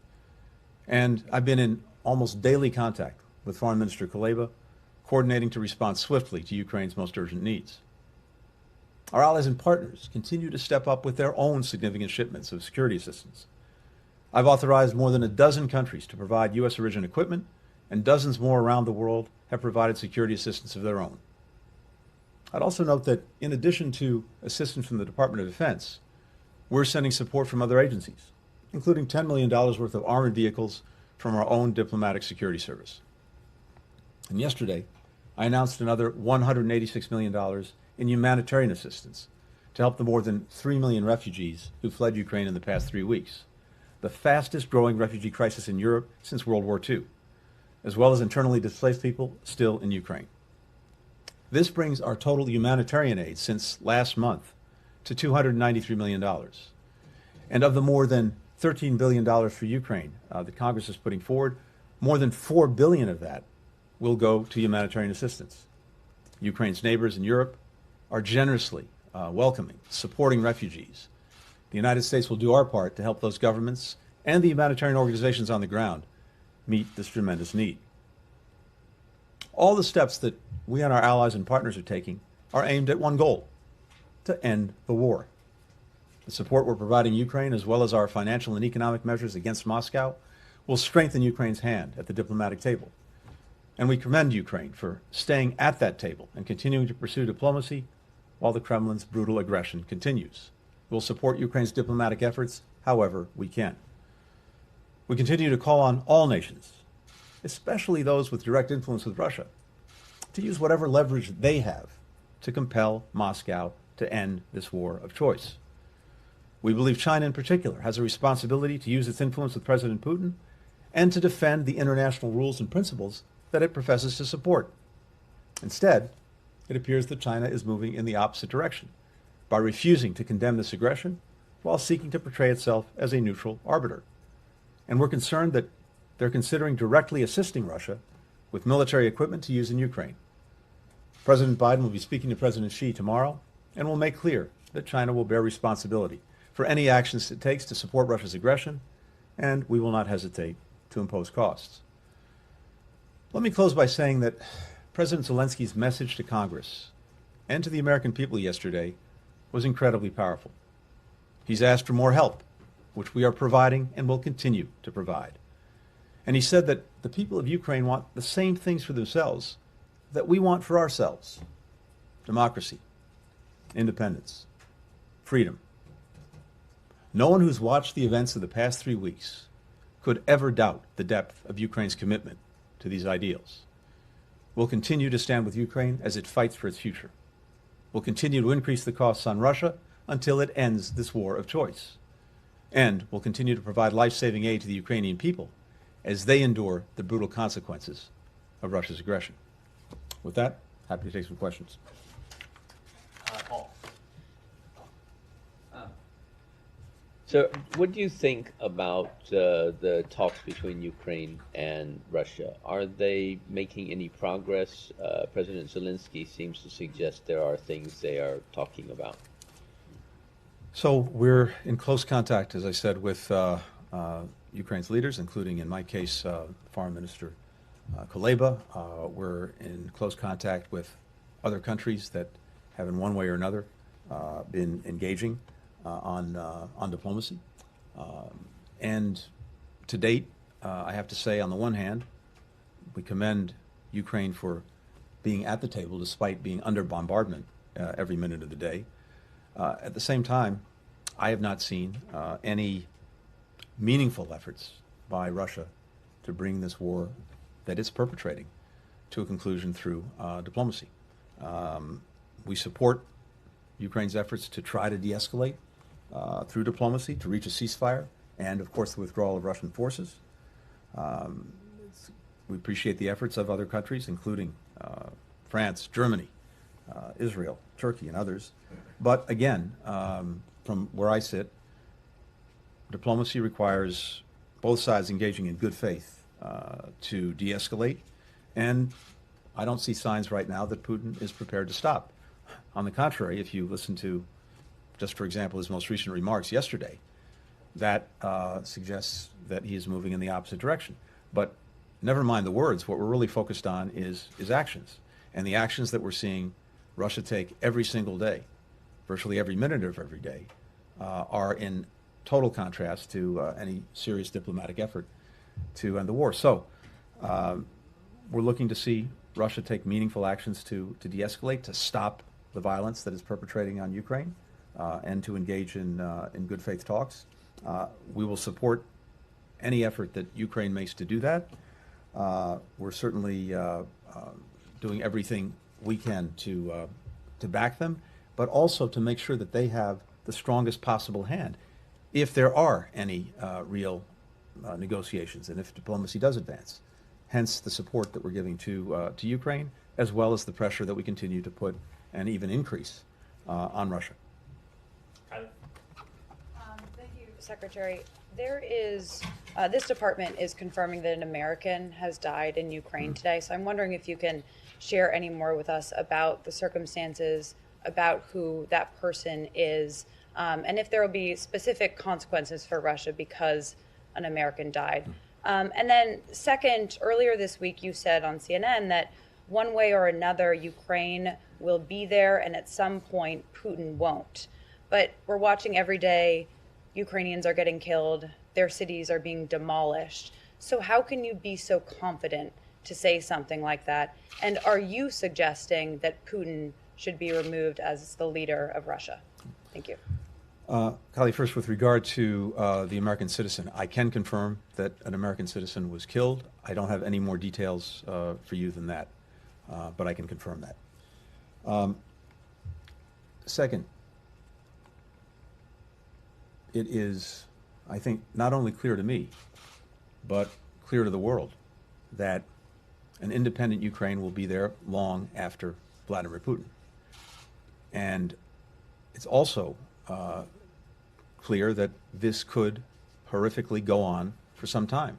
But when all is said and done, an independent Ukraine will be there, and at some point Vladimir Putin will not. The real question is how much death and destruction is going to occur in the meantime, and we're doing everything we can to bring this war perpetrated by Russia to the quickest possible end. That's where the support for Ukraine comes in. That's where the pressure on Russia comes in.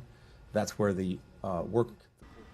You are streaming live now from Fox on this Friday, March 18th. You're hearing the voice of Regina Gonzalez with you from Orlando, Florida. But we are currently taking a listen back to the latest State Department briefing from Secretary of State Antony Blinken.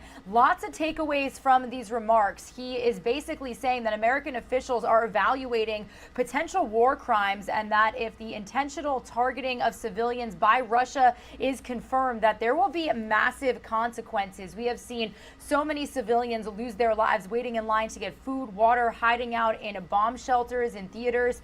He did even reference the two journalists that were killed, our very own Fox News journalists, a photographer and a producer, also in an attack that injured Fox News correspondent Benjamin Hall. He also did talk about the real concerns that they have that Russia could use chemical weapons during its invasion of Ukraine, even though Ukrainian President Volodymyr Zelensky Zelensky has called these Russian threats of nuclear weapons a bluff. We also do know that they are continuing to monitor any information out of the White House, as you can see to the right-hand side of your screen. We do know that very shortly here, President Biden will be speaking with the president of China to talk about this invasion. Blinken saying that there will be severe consequences and China will bear the responsibility if they do find out that they are supporting Russia during this deadly war. So wanted to bring you those here on Live Now from Fox, those remarks, lots of information to take away. Some of you are going to see a quick 2-minute commercial break. When you return, we are actually going to head out live to Atlanta, Georgia. This is a live look we have as the sun is rising over the city. That is because we have good news for drivers. They could start seeing the prices fall at gas stations very soon after the Senate unanimously passed a bill yesterday temporarily suspending the gas tax in Georgia. So we'll be speaking live with our Fox 5 Atlanta team after this quick break.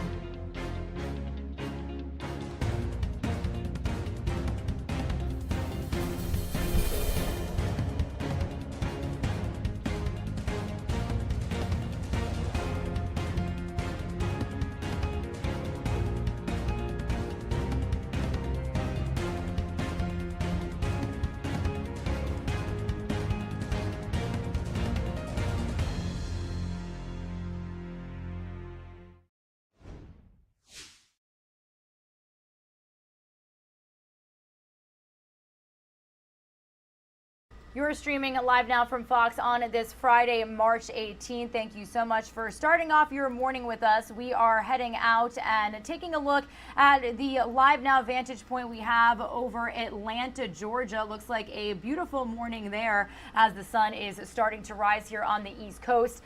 Staying in Georgia for this next live report we've got for you. Pretty good news for drivers. You know, we've been seeing that constant hike in gas prices. Well, we could start to see the prices out there in the state of Georgia fall very soon. The Senate actually unanimously passed a bill just yesterday temporarily suspending the gas tax. It's already passed the House and now it's up to Governor Kemp to sign it as early as today. So I do want to head out to a gas station in the Atlanta, Georgia area. That's where Fox 5 Atlanta's Lindsay Tuman is joining us live with more details on this story. Lindsay, I know across the entire nation we've seen this hike in gas prices. So this is basically things looking up for Georgians. What can you tell us?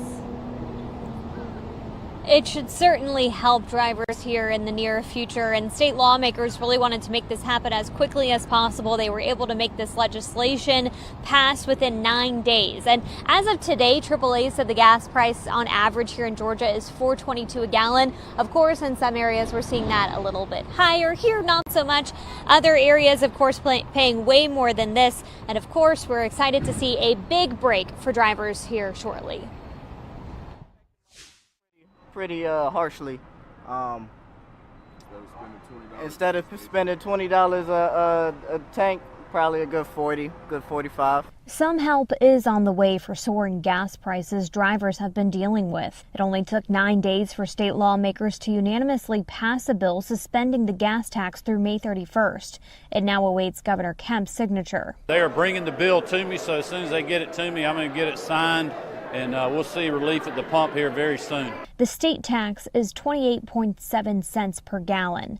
The tax relief doesn't include the federal, city, or county taxes, but it will be a savings. It's going to be about 28.5, 29 cents a gallon, so obviously depending on what the price is. Officials estimate this will cost the state around $160 million a month, which funds transportation projects. The state's rainy day fund will help cover some of the expense. This is our way of helping Georgians offset that, continue to keep our economy rolling here in the state.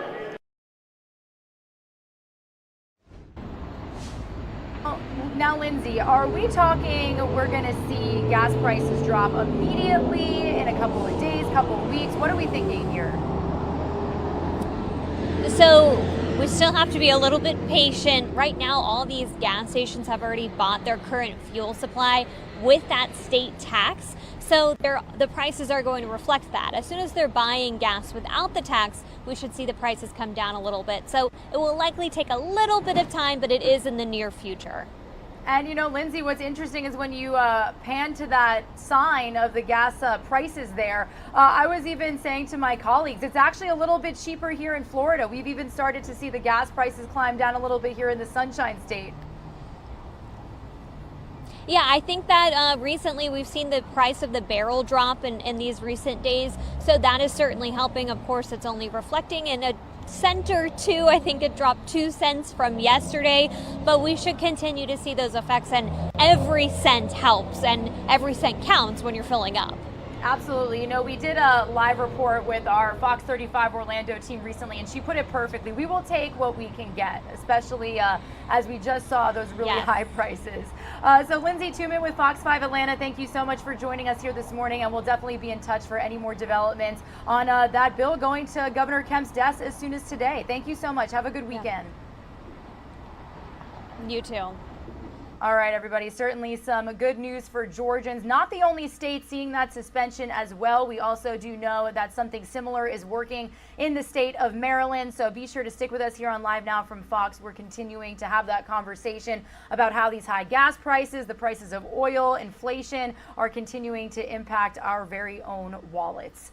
Some of you are going to see a quick 2-minute commercial break. I do want to continue letting you know that we are monitoring any news out of Washington, D.C., as in any moment now we are expected to hear, we're going to have President Biden speak with the president of China talking about the Russian invasion of Ukraine. There have been reports that China could be supporting Russia. They have been allies in the past, and up until this point, Vladimir Putin getting a little bit desperate as Russian forces are actually getting taken out much faster than he anticipated. We've even had counterintelligence officials here in the United States say that they are very impressed by the fight that Ukrainian forces are putting up against the Russians.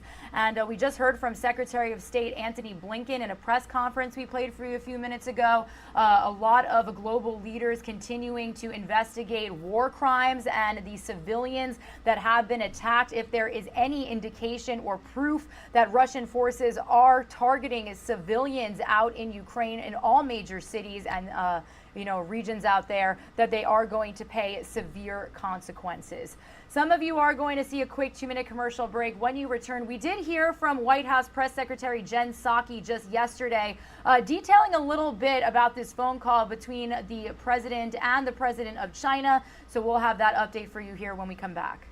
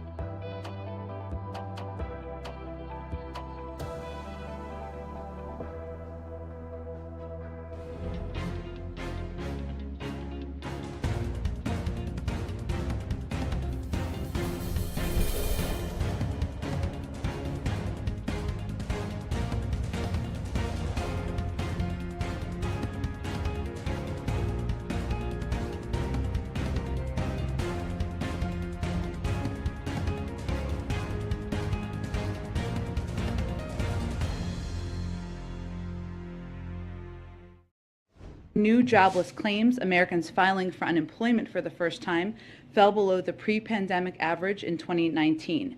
And the number of Americans who have been receiving unemployment benefits for more than a week fell to the lowest level since 1970. 300,000 fewer Americans are receiving unemployment claims now than before the pandemic. That means more Americans are getting back to work and fewer are drawing government benefits. As we've said many times, the data can be volatile week to week or month to month, so it's important to focus on the broader trends. And those trends show remarkable progress across our economy over the last year, including the fastest year of job growth in U.S. history with 7.4 million jobs created and unemployment down to 3.8%. I also wanted to mark another historic milestone of 500 million vaccines that we have distributed to the world, an unprecedented campaign reaching 113 countries, something that has never been done before. We did not get here by accident. This is a testament to the same whole-of-government effort we applied domestically, navigating logistical, legal, and regulatory processes to get life-saving vaccines across the world. As we mark today's milestone of delivering 500 million vaccines to the world, let me be clear. Without additional funding from Congress to support getting shots into arms, USAID will have to cut short our crucial and effective efforts to turn vaccines into vaccinations. Congress must promptly provide the administration with the urgent funding we need to continue the work of both vaccinating the world and protecting Americans at home. Last thing I just wanted to note, as you saw this morning reported, Jeff Zients, who has served as our COVID coordinator, will soon be leaving. So I just wanted to take a moment just to note his service and thank him from the President and all of us. The President called on Jeff to lead our COVID-19 response because there is no one better at delivering results. I know this personally. I worked closely with him through many challenges over the course of many years in public service and government. And the thing about Jeff is at every moment, at every opportunity, when there is a big challenge, a pile of manure sometimes, he dives right in to fix the challenge. And that's what he does. That is what he has done time and time again through his career in public service. And he led this effort to stand up a mass vaccination campaign, achieve equity in vaccinations across communities, ensure that Americans have access to treatments, tests, and embark on an unprecedented global vaccine campaign that we can celebrate today. It would not have happened without Jeff Zients in this job and in this role. And we are stronger that his service and the service of his deputy, Natalie Quillian, who's also departing, has literally saved lives in this country. So we want to thank them for their work, for their leadership, and we will miss them a great deal here. Jeek, why don't you kick us off? Thanks, Jen. First on COVID, the president has had a couple of close calls over the last couple of days, the second gentleman and the Irish Prime Minister last night. Has he been tested today? What was your result of that testing? Can we read He was not tested today. He was tested last Sunday. Neither of these individuals were considered close contacts. The doctors at the CDC determine what close contacts look like, and that a close contact is someone who is less than 6 feet away from an infected person for a cumulative total of 15 minutes or more over a 24-hour period. That is how they define it. And of course, our doctors look closely at that as well. And neither of these two individuals did he spend that amount of time with. And so his weekly testing cadence remains as it has been. It has not changed. And there are a number of particular precautions that exist, to protect the president and keep him safe and healthy. The testing cadence here is not like most people. That's true. But this broader issue, though, of the president coming into maybe not CDC close contact, but having close exposure to some people even for a brief amount of time. Getting into that bubble around the president. But this is something that people around the country are dealing with on a daily basis, where they don't have the same sort of precautions that are here. So, if the president hypothetically were to come down with COVID, is that something, or the first lady or anyone else in this administration, is that a failure at this point, or is this just a new fact of life that everyone has to sort of, make peace with at this point? Well, that was very soothing. I don't know where that came from. I would say our view is, while we've made a significant amount of progress across the country in fighting the pandemic, with more than 75% of adults fully vaccinated, according to the definition of the CDC. And obviously, we've seen hospitalizations come down across the country, including in Washington, D.C. The president was very clear when he made his remarks about COVID just a few weeks ago that we are still working, we still have work to do to address the pandemic, to fight the pandemic. That's exactly why we need additional funding to make sure we have the types of treatments, the types of testing mechanisms to make them free and available to Americans across the country, to make masks available so that people who are uninsured or people who don't have the resources can tap into a lot of these effective treatments and effective prevention mechanisms. I would say for us, you're right, the testing modes are a little bit different around here because we are around the President of the United States and the Vice President and, of course, the First Lady and the Second Gentleman. That means before you see the President, you are in it for a meeting or you travel with him, you are tested. And everyone has different testing cadences depending on their frequency of seeing him. And then, in anticipation of the call between the President and President Xi tomorrow, has the U.S. government made a determination whether China has decided whether or not to sort of agree to Russia's request to provide assistance towards invasion of Ukraine? Is it still a live ball that the President is going to warn President Xi off of? Where are they in terms of making that decision? Sure. Well, why don't I give you a little bit more of a preview on the call, and hopefully we'll answer exactly your question. The President, as I think you've heard him say before, and I've said, is a big believer in leader-to-leader diplomacy, and they have a lot to discuss, given the last time the President met with President Xi virtually was last November, a couple of months ago.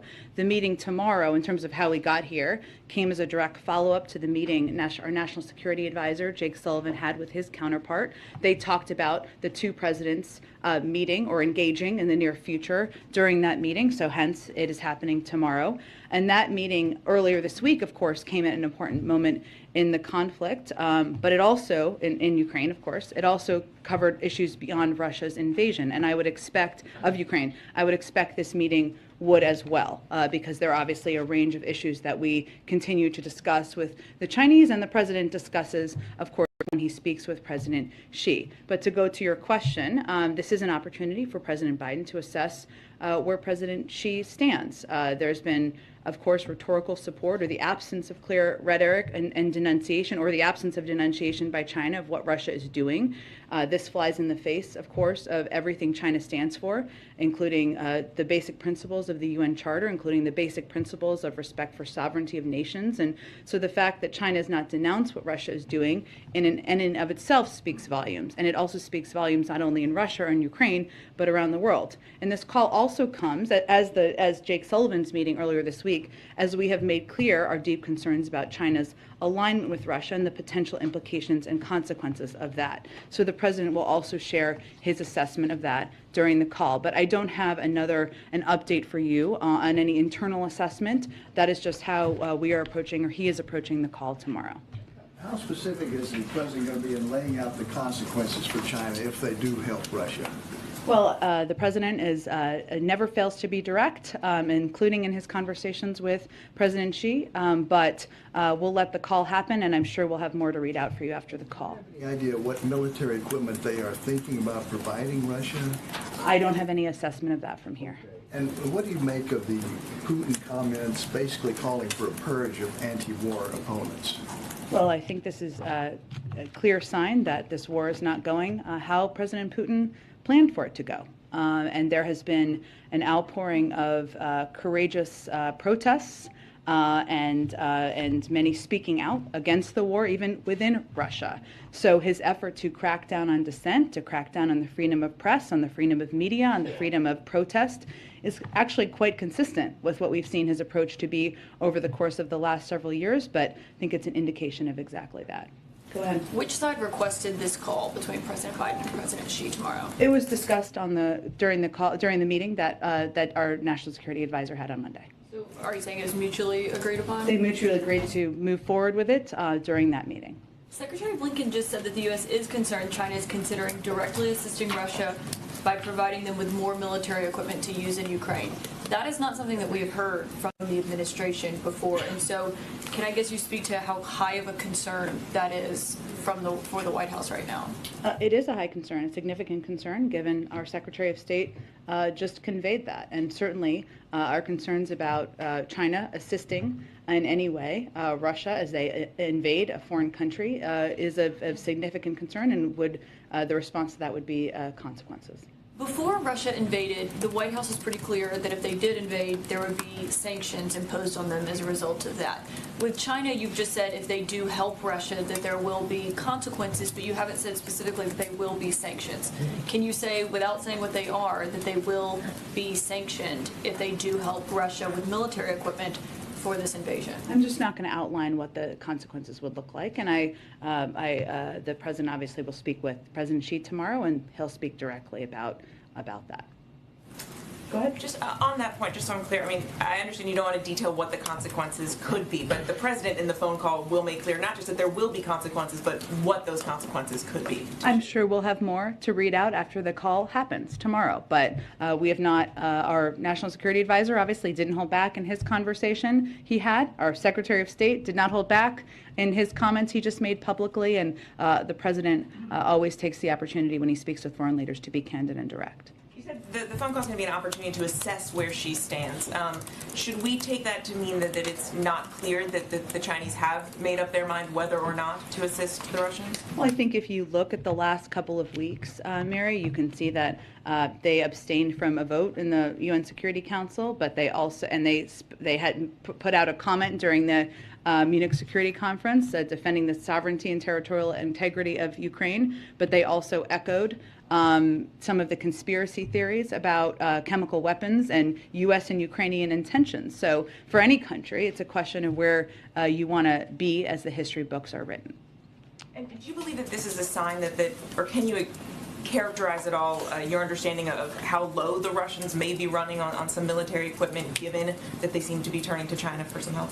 I can't provide an assessment in that from here, but I know my colleagues at the Department of Defense have conveyed clearly, and I'm happy to echo, that it's not only not going as they planned, they have had challenges obviously with the operations of equipment, with the amount of equipment, even with MREs and food and other supplies, and that is what we have seen occur on the ground. But I don't have a numerical summary from here. Go ahead. Thank you, Jen. So one of the clearest responses we have seen from the Chinese about their possibly helping Russia came from the foreign minister, Wang Yi, who told Spanish officials on a call, China is not a party to the crisis, nor does it want the sanctions to affect China.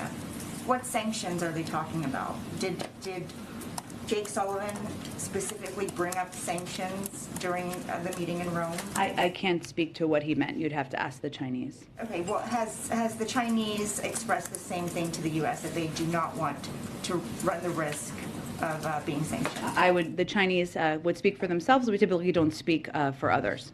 Okay, so just now, Secretary Blinken joined Ambassador Greenfield and the President in describing Putin's actions as war crimes. I know that you said just yesterday that there is a legal process that is ongoing. How long does that process typically take? How much evidence do we need to collect? And can you clarify who will ultimately determine whether these are war crimes or not? Well, I think Secretary Blinken in his remarks also gave some specifics about who from the State Department will be leading that effort. It's a legal process where they review all of the evidence, and then they provide that evidence and data and information to the international bodies that oversee the investigations. And the international bodies that oversee the investigations would make determinations about violation of international law and whether it's war crimes by their standards and what the consequences would be. So we would be supporting those efforts. Do you know how long that usually takes? A legal process internally in the State Department, it can take some time. But again, I would point you to the State Department for any update they want to provide on the timeline. Okay, one more on Jeff Zients. He and Dr. Ashish Shah, who's going to replace him, have such very different backgrounds and different skill sets. So what does that say about how the stage of the pandemic has evolved from then and now? Sure. Well, I would say what it says is that Jeff Zion's superpower is that he is an operational and managerial guru of sorts, and someone who has taken those skills to a range of jobs he's had throughout his career, including in the Obama-Biden administration when he oversaw the fixing of healthcare.gov and oversaw the fixing of the technology that was severely broken and outdated within government at that time. So when we came into this administration, I would remind you, it's now a long time ago, there was no real plan. We were left no plan by our predecessors. We needed to put in place a plan to not only get enough access to vaccines, but also ensure there are enough vaccinators and vaccine locations. That's a massive operational undertaking. Right now, we're at a point in the process where we have all of the tools and we know the operational systems that are needed. And so right now, it's the appropriate time. And Jeff, of course, made this decision on his own. He extended a couple of times to stay longer through some ups and downs in the pandemic. We're having a public health expert, somebody who's as well known as Dr. Jha is effective in communicating with the country about how we're going to continue to approach and tackle the pandemic. Go ahead. Thanks, Jen. The president called Putin a war criminal yesterday. The Secretary of State just said that that was also his view today. So given all of that, why are we still having Putin's Russia broker the Iran nuclear deal talks? Well, I would say that it's not in our interest for Iran to acquire a nuclear weapon, and Russia is a member of the P5+1. So that is pursuit of a deal that would be in our national security interests. So we're just stuck working with him. Well, again, I think how the president and any of the P5+1 partners or Europeans or others look at this is if we can achieve a diplomatic solution where we prevent Iran from acquiring a nuclear weapon, despite the efforts by former President Trump to pull us out of the deal, allowing Iran to move closer to acquiring a nuclear weapon, that would be good for our national security and good for global security around the world. The Iran Nuclear Agreement Review Act says that Congress is required to review any new agreement. This is obviously not the same agreement that Obama worked on in 2015. Does President Biden believe that this treaty needs the advice and consent of Congress? And if so, does he believe he has the votes to lawfully affirm it?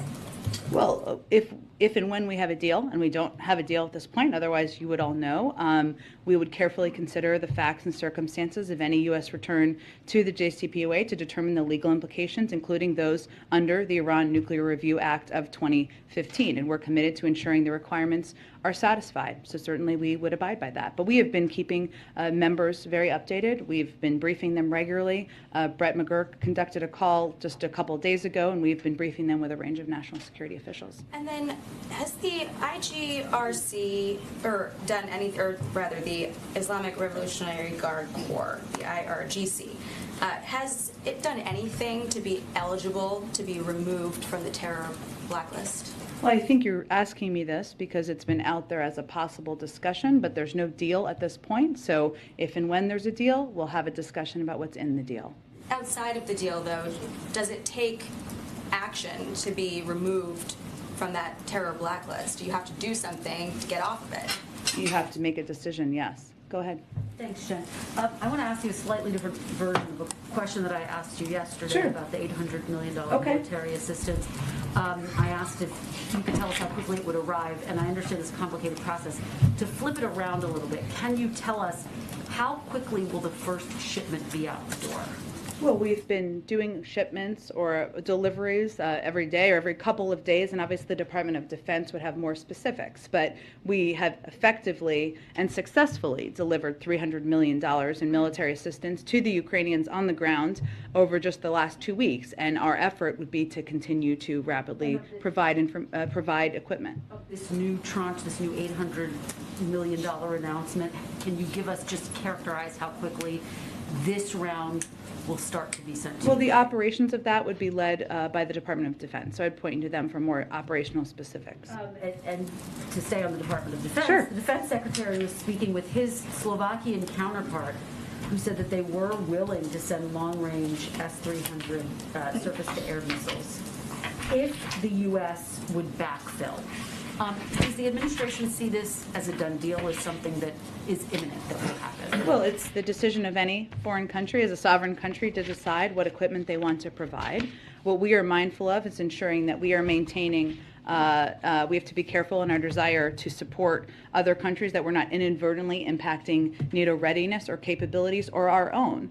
And again, this is something the Department of Defense can most effectively speak to, but a lot of these military systems some of them require months to manufacture, to build. We don't have a warehouse of just military equipment that's ready to typically be sent all the time. So that is a factor, but we want to find a solution that both enables allies and partners to provide the support they have available to Ukraine while addressing the very real need to backfill their defense systems, which is often a significant challenge. And we just want to make sure that if and when our allies are donating material, including us, they're not leaving a gap in their own defenses. Okay, and just finally, Ukrainian refugees are being turned away at the southern border. I know you've gotten some questions about this because of Title 42, obviously put in place in the early days of COVID-19. Where is the administration in trying to work around this?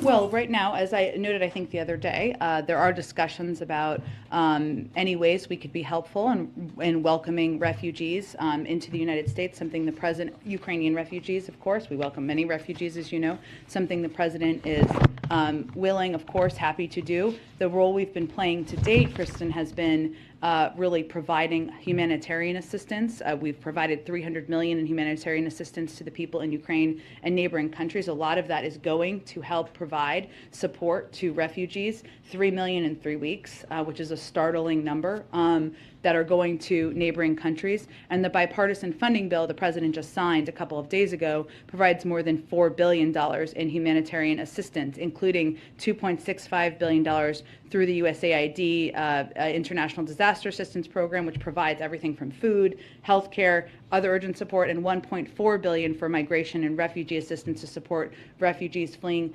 Ukraine. But that is where, because the vast majority of refugees want to stay in neighboring countries, that is where we have been focusing our energies at this point. The president has been clear that he welcomes those who do want to come here, but given this block, are there discussions about revoking Title 42?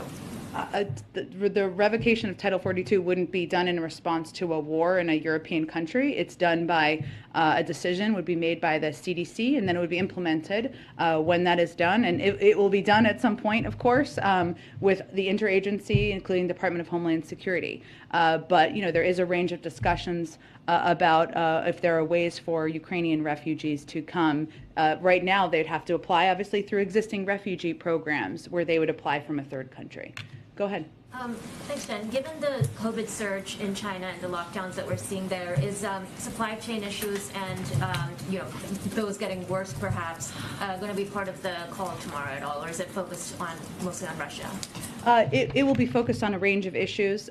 Certainly Russia and Ukraine, Russia's invasion of Ukraine will be a part of that, but our economic relationship with China, a range of issues of mutual concern will certainly be a discussion. So we will have more to read out for you once the meeting concludes tomorrow. And this is, of course, an issue that we are watching very closely. While the ports, I believe, still remain open, one of the challenges we've seen on the ground, and we are tracking very closely, is the number of manufacturing facilities or the number of workers who are not working. Sometimes there's a lag in what that impact can be in terms of the production of materials and how that impacts the supply chain. So we are tracking that very closely. But again, I expect this to be a wide-ranging conversation tomorrow, and we'll have more to read out once it's concluded. So just to follow up on the president being around some people who've now tested positive, why not just test the president every day at this point? The administration's done a lot in terms of saying certain actions are being done out of an abundance of caution. So in this case, even if it doesn't quite follow CDC guidelines or goes above and beyond, why not just do that because he's the president? Because we're guided by his medical doctor, and he has kept him at the same cadence. And if that changes, then we will change how often he's tested. And is the cadence once a week or? Yeah. Okay. Go ahead. Jen, questions on a couple different topics. Sure. To try this a different way. Does the president have specific things he wants to accomplish in tomorrow's conversation with President Xi? Are there specific deliverables he's hoping to get out of it? Well, this is, again, an opportunity for him to speak directly, leader to leader, about a range of issues. Of course, the invasion of Russia's invasion of Ukraine will be a part of that. And what role or how President Xi sees the role of China in that conflict will be a part of that. There's also a range of other topics that they will discuss. But I am purposely leaving some space for the president to have a direct conversation with his counterpart. And then on the COVID cases that, for example, with the second gentleman testing positive this week, why did the vice president appear today? I understand she was masked, but in an event with other people around, when CDC guidance is currently that people who have been exposed should stay home and not interact with others for 5 days. Well, she is fully boosted. I don't actually believe that's accurate description of CDC guidance of having a close contact. We obviously all have had close contacts here, and you're tested at a regular cadence, and she is abiding by that. Go ahead. Thanks, Jen. Just to kind of follow up on that bit on COVID, is one of the reasons why the administration is not being extra cautious with the president and the vice president, even though there is a national security issues around this, in part to kind of lead by example for Americans to say, you can get back to living your normal lives and you shouldn't be concerned that even if you get exposed to somebody just briefly, you shouldn't freak out about that. You don't need to test a bunch of times. Is that basically the dynamic that you're trying to say? Even though if the president, 79 years old, president of the United States, were to get COVID, might be more serious than somebody in their 20s? Well, we don't know that, but we also know that COVID impacts people of all ages and a range of. But when we take what we do here, Jen, is not exactly as you said. So I wouldn't agree with your description there. I would say we do take extra precautions, including individuals who are around the president being tested. That goes over and above, of course. He is the president of the United States, so we do take those additional steps. And we, of course, abide by what the recommendations and advice are of his medical doctor. And if that would be to do increased testing, we would certainly do that. But he does not feel that that is necessary at this point in time based on these recent contacts. I also wanted to ask about oil and gas companies. Sure. And there's been some reports from the fourth quarter of them increasing their stock buybacks. There was already, a time when there was a spike in gas prices last year, I think in the fourth quarter. And you're also just seeing the companies saying that they're kind of reluctant to up production, and they kind of, in some ways, point to the administration's policies overall, in the sense that even if they were to up production, that one, takes months to get to market, and two, doesn't fit in with the overall approach that this administration is taking. So what do you say to that kind of viewpoint? Well, I think it's hard for them to make the argument it's anything other than business decisions on their part, and they have said that themselves. The CEO of Occidental Petroleum said, quote, "We have no need and no intent to invest in production growth this year." CEO of Marathon Oil said, quote, "Our cash flow driven return of capital framework uniquely prioritizes our shareholders as the first call on cash flow generation, not the drill bit." CEO of Pioneer Natural Resources said, quote, "We're not going to change our growth rate. We think it's important to return cash back to shareholders." That's a business decision. The oil and gas industry right now is receiving windfall profits. We've seen that. They publicly report their profits. They publicly report this information. And instead of keeping up with current demand, too many of these companies, in our view, are making the calculated decision of returning money to investors and shareholders through buybacks and dividends instead of expanding production enough in the short term, which is what we need. Again, it's a business decision, but I think there's clear evidence of them acknowledging and even shouting that out. Go ahead. So I have a China question, and with full awareness of the news cycle, a St. Patrick's Day question. Oh, okay. China All right. question first. About a week ago, you said that for everything else, by and large, the White House saw China as still abiding by international sanctions put on Russia. Does that view still hold a week later? Is that generally how the White House views China? I don't have a new assessment of that. We're obviously watching very closely. St. Patrick's Day. Yes. Given the fact that the president very much likes to share his pride of his Irish heritage, but also the fact He that does. so many ceremonies... More Irish than Irish. Is that what he said? Irish Americans consider themselves more Irish. I think that's true. I will confirm that. Go ahead. Like that, and also the fact that so many of the ceremonial parts of the job Yeah. have been canceled over the past year. I'm wondering, did he express particular frustration or sadness that the Oval meeting had to become yet another Zoom meeting today? He was disappointed. He was looking forward to having the meeting today. And having meetings over Zoom, I think as we've all experienced, are not the same. Having spent a lot of time with the president, he is an extrovert, and loves that engagement with people in person, and he was really looking forward to the meeting today. There will be more in the future. We certainly understand we are still facing the pandemic, and there are more events that he has been able to participate in today to celebrate St. Patrick's Day. So fortunately, many of them still move forward. Go ahead. Thanks, Jen. Yesterday, in his remarks to the Congress, President Zelensky had called for the creation of this new global organization that he called U-24, United for Peace, described as an alliance that would supply assistance, including weapons, within 24 hours. I was wondering if the administration has a view on that idea. Is it something that you guys are discussing with Ukraine? And does the U.S. view this as Zelensky's kind of alternative for Ukraine entering NATO?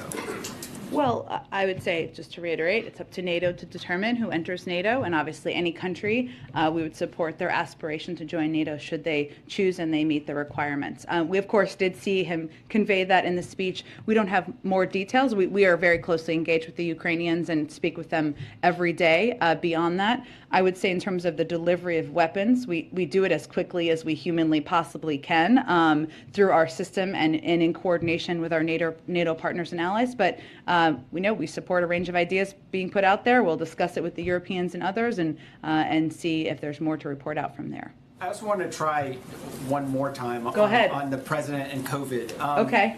A lot of the questions are focused on testing, which you're pretty clear that the testing cadence is not changing.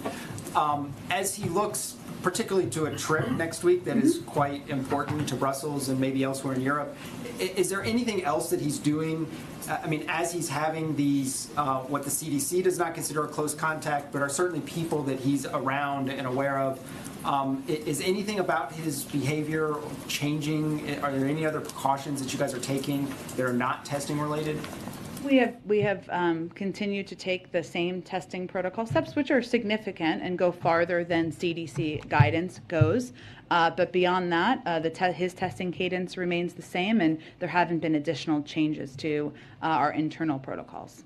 Go ahead. Hey, thanks, Jen. The Kremlin responded to President Biden labeling Putin a war criminal yesterday by calling his remarks unacceptable and unforgivable.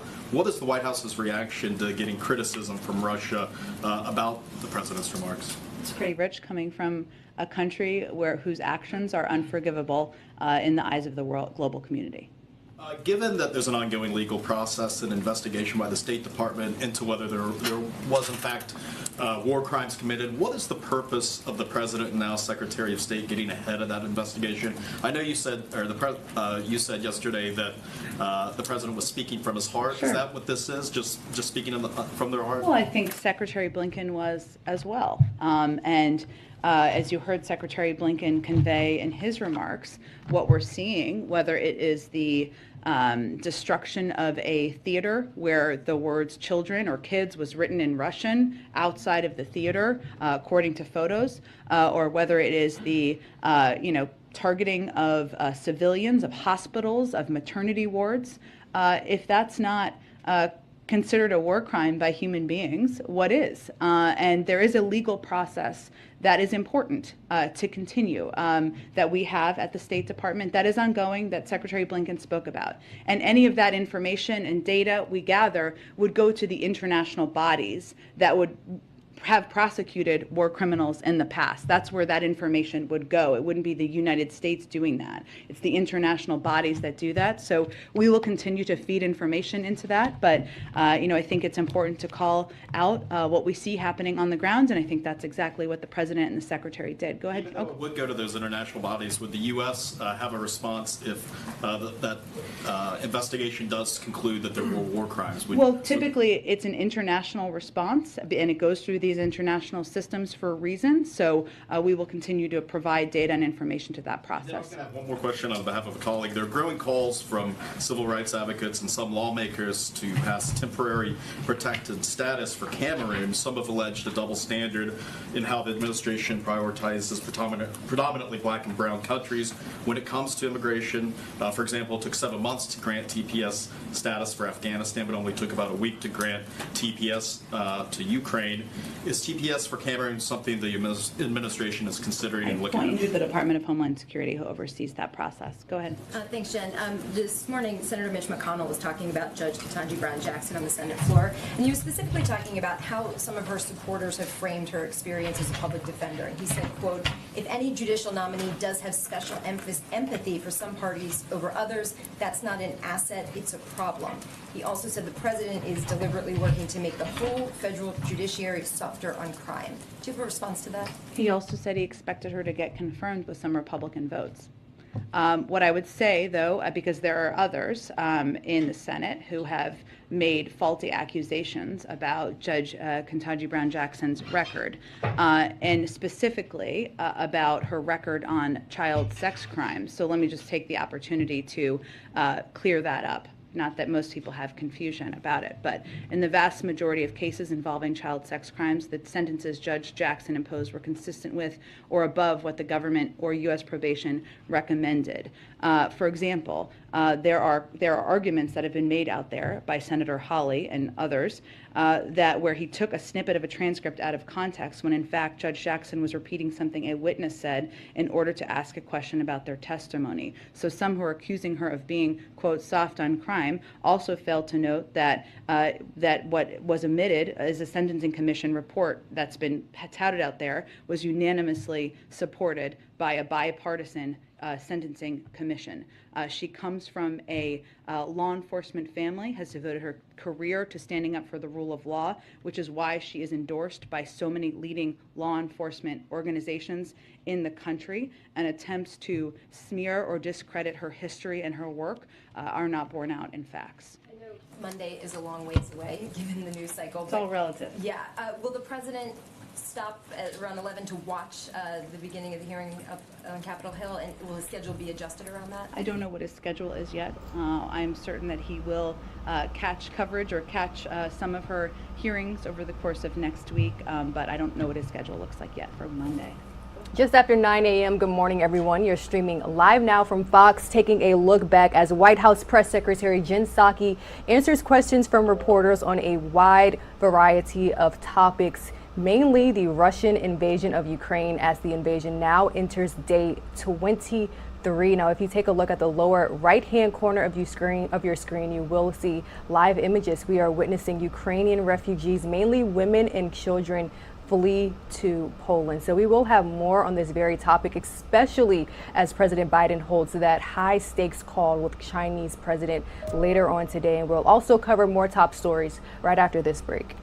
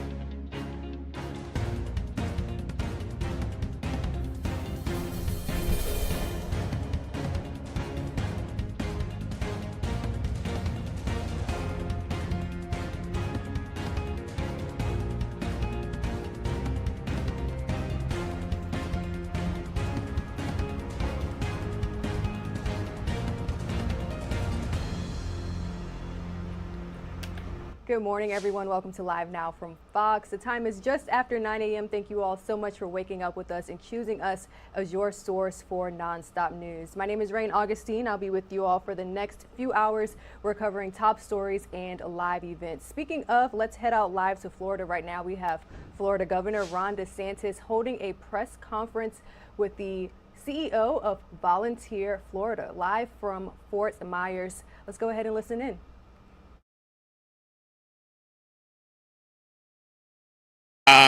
Now, we have appealed the Biden administration's decision. We have not gotten any results on that, but I know Byron Donalds, the congressman here, has been really strong on that. So I just want to thank Byron for helping us at the federal level. We're going to continue to fight for Floridians, and we're going to continue to fight for people in Lee and Charlotte counties. And so I have this check that we're going to actually formally present. So do you guys want to come and kind of, accept this on behalf of everybody? Sure. So this is, again, this is not exhaustive, but over $1 million. Can I have this? You can have it. That and $2.50 will get you a cup of coffee somewhere. So go ahead, take it. Yeah, of course. Outstanding. Yeah. All right. So we've got some other folks that are going to come up here and say a few things. So Ellie and Tony, why don't you guys come and give your remarks? Go ahead, honey. We're just so grateful, so grateful. It's been really difficult the last couple of months, and this is like a light in a dark tunnel. It's just wonderful. We can't thank the governor enough and the state of Florida. We are so grateful. Nice to see all our neighbors, and you get a little emotional.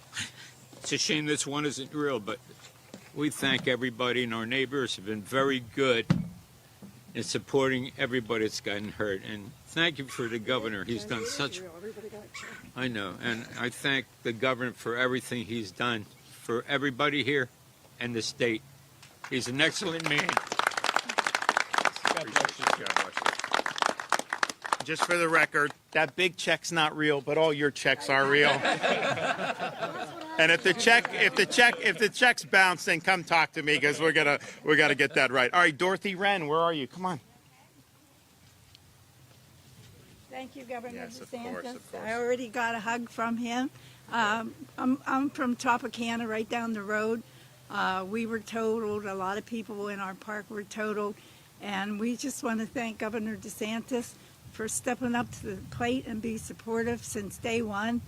And when FEMA denied us assistance, Governor DeSantis stepped up to the plate, came forward, and hopefully everybody got some assistance to rebuild their homes. Just want to say thank you, thank you. Thank you. Here.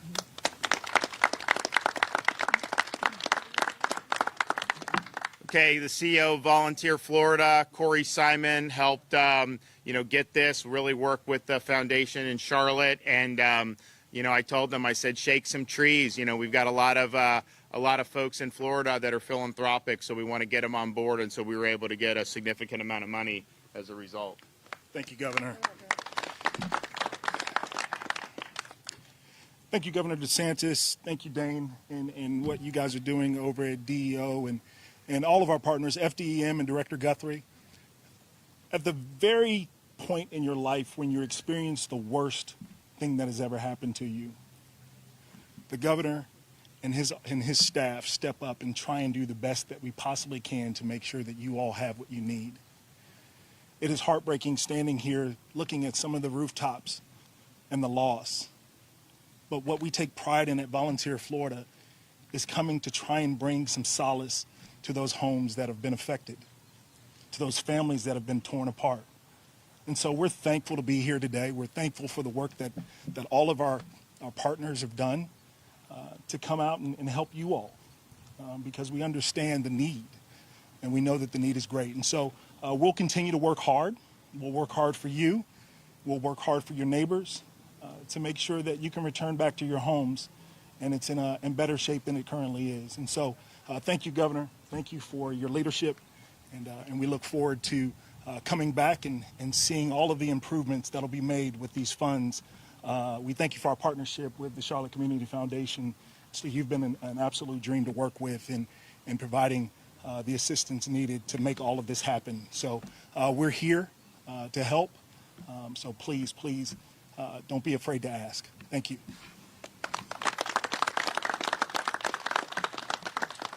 All right, Ashley, come on up here. It's an honor to stand here before you on behalf of the Charlotte Community Foundation and with Governor DeSantis, who it is thanks to he and his philanthropic push that we're able to provide the first disbursement of tornado aid. We hope that this, in conjunction with local efforts, that our neighbors, our community members, begin to feel some sort of relief and restored faith in the humanitarian process. Southwest Florida is full of compassionate and generous individuals who never turn their back to lending a hand to a neighbor in need. It is that same compassion and generosity that is met by the workers who spend countless hours behind the scenes to make sure that one is not without. Governor DeSantis and to all involved teams, FDEM, Volunteer Florida, the many groups that we've had the opportunity to work with, the numerous donors, large and small, we thank you for allowing Southwest Florida to once again stand together and for showing that when philanthropy is met with passion, there will always be hope. Thank you. Thanks. Okay, Dane Eagle, DEO. Well, Florida's no stranger to disasters, and traveling with the governor and Kevin Guthrie at DEM, we do a lot across the state. But when this tragedy hit Lee County, it was close to home for me, as I'm a Lee County resident. And then when the feds denied the request to assist, I was distraught like many others. They turned their back on Lee County, but the governor did not. The governor has our back. He'd already asked his agencies to dig in deep and see what we can do to assist. So fortunately, DEO was able to announce $7.4 million that can help families with temporary assistance, food, transportation, temporary housing. 6 families have tapped into that, but that's not going to help them replace their homes, and that's what we need here today. We're also able to find $2 million through Florida Housing and Finance Corporation, our partners there, to help with that, but it still wasn't enough. So when the governor realized it wasn't enough, he got on the phone. He started raising money. And through the help of the philanthropic opportunities that we've had, what you've heard through today, he's been able to hand $10,000 checks to residents. That doesn't happen. You don't see the governor come down and just hand you a check for $10,000 because a disaster struck your home. But that's what we have here in Florida. We have a governor who cares. He's not turning his back on Floridians. He's here to help. And I'm just so thankful that I'm able to be a part of that with everyone who's standing here beside you today. If you need any assistance at the county level, Ray Sandelli's here to help. So appreciate you all. Thank you, Governor, for your time. Thank you.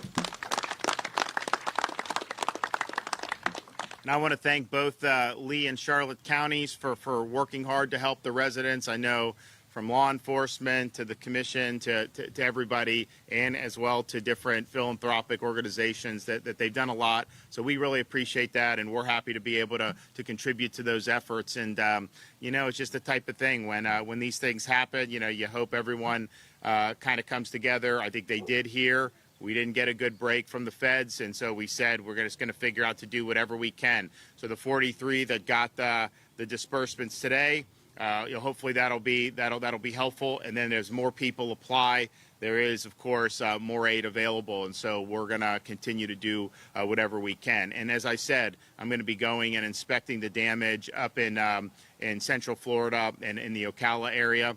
And they got rocked pretty good. So I just say, everybody here, you guys have gone through this. Keep them in your prayers as well, because they're now going through what you guys were going through back in January. And there was some significant damage. And so we're going to do what we can to help those folks as well. So I want to thank everyone for being here. And we'll be back and help if there's other ways that we can do it. Okay. Questions?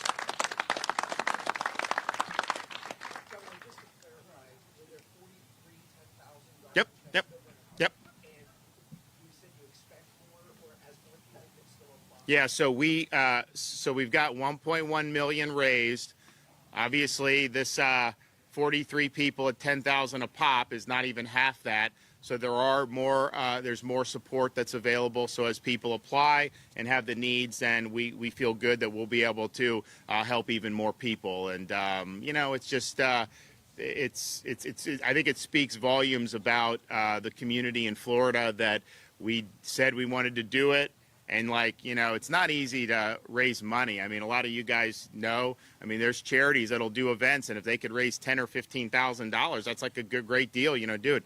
We raised over $1 million, and we put our money where our mouth is. I had the Republican Party of Florida kick in $100,000. I wasn't just going to rely on everybody else. So we were happy to do that, and the result is we made a difference today, and we have an ability to do more.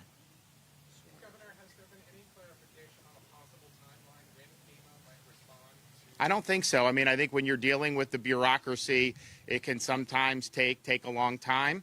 And now what FEMA is going to have to do is they're going to have to make an initial decision on these Ocala and Central Florida tornadoes, because we've done the same thing we did here to try to set us up for relief. So we will get an answer on that one way or another. I'm hoping that they realize this was a mistake, that the Biden administration realizes they made a mistake here, and that they don't repeat that mistake when we're looking at Ocala. But I think we'll probably get an initial decision on that before we get the result of the appeal for this.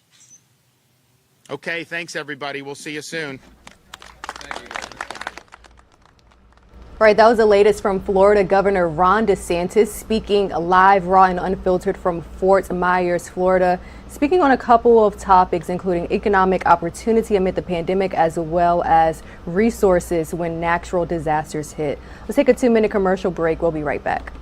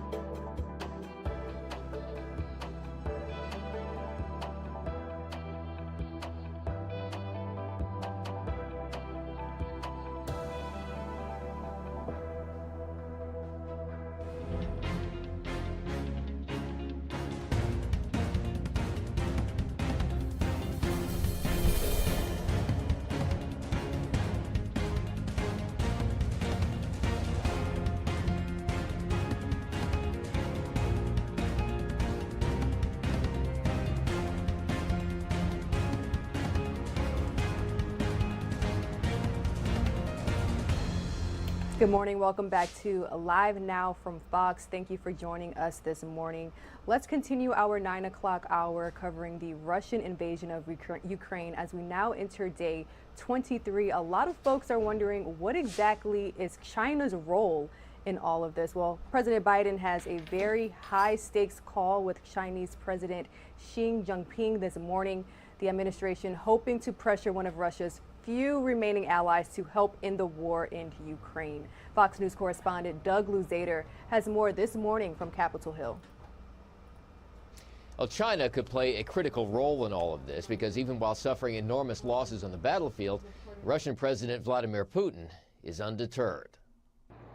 Some of the latest Russian attacks have targeted the city of Lviv in the west, just about 40 miles from Poland, and an area once seen as a relative safe haven for those fleeing from the east. He does not believe democracies can be sustained in the 21st century. President Biden not sounding optimistic about Chinese President Xi Jinping. But this morning's call between the two leaders will be about driving a wedge between China and Russian President Vladimir Putin, who may be looking for lifelines at this point.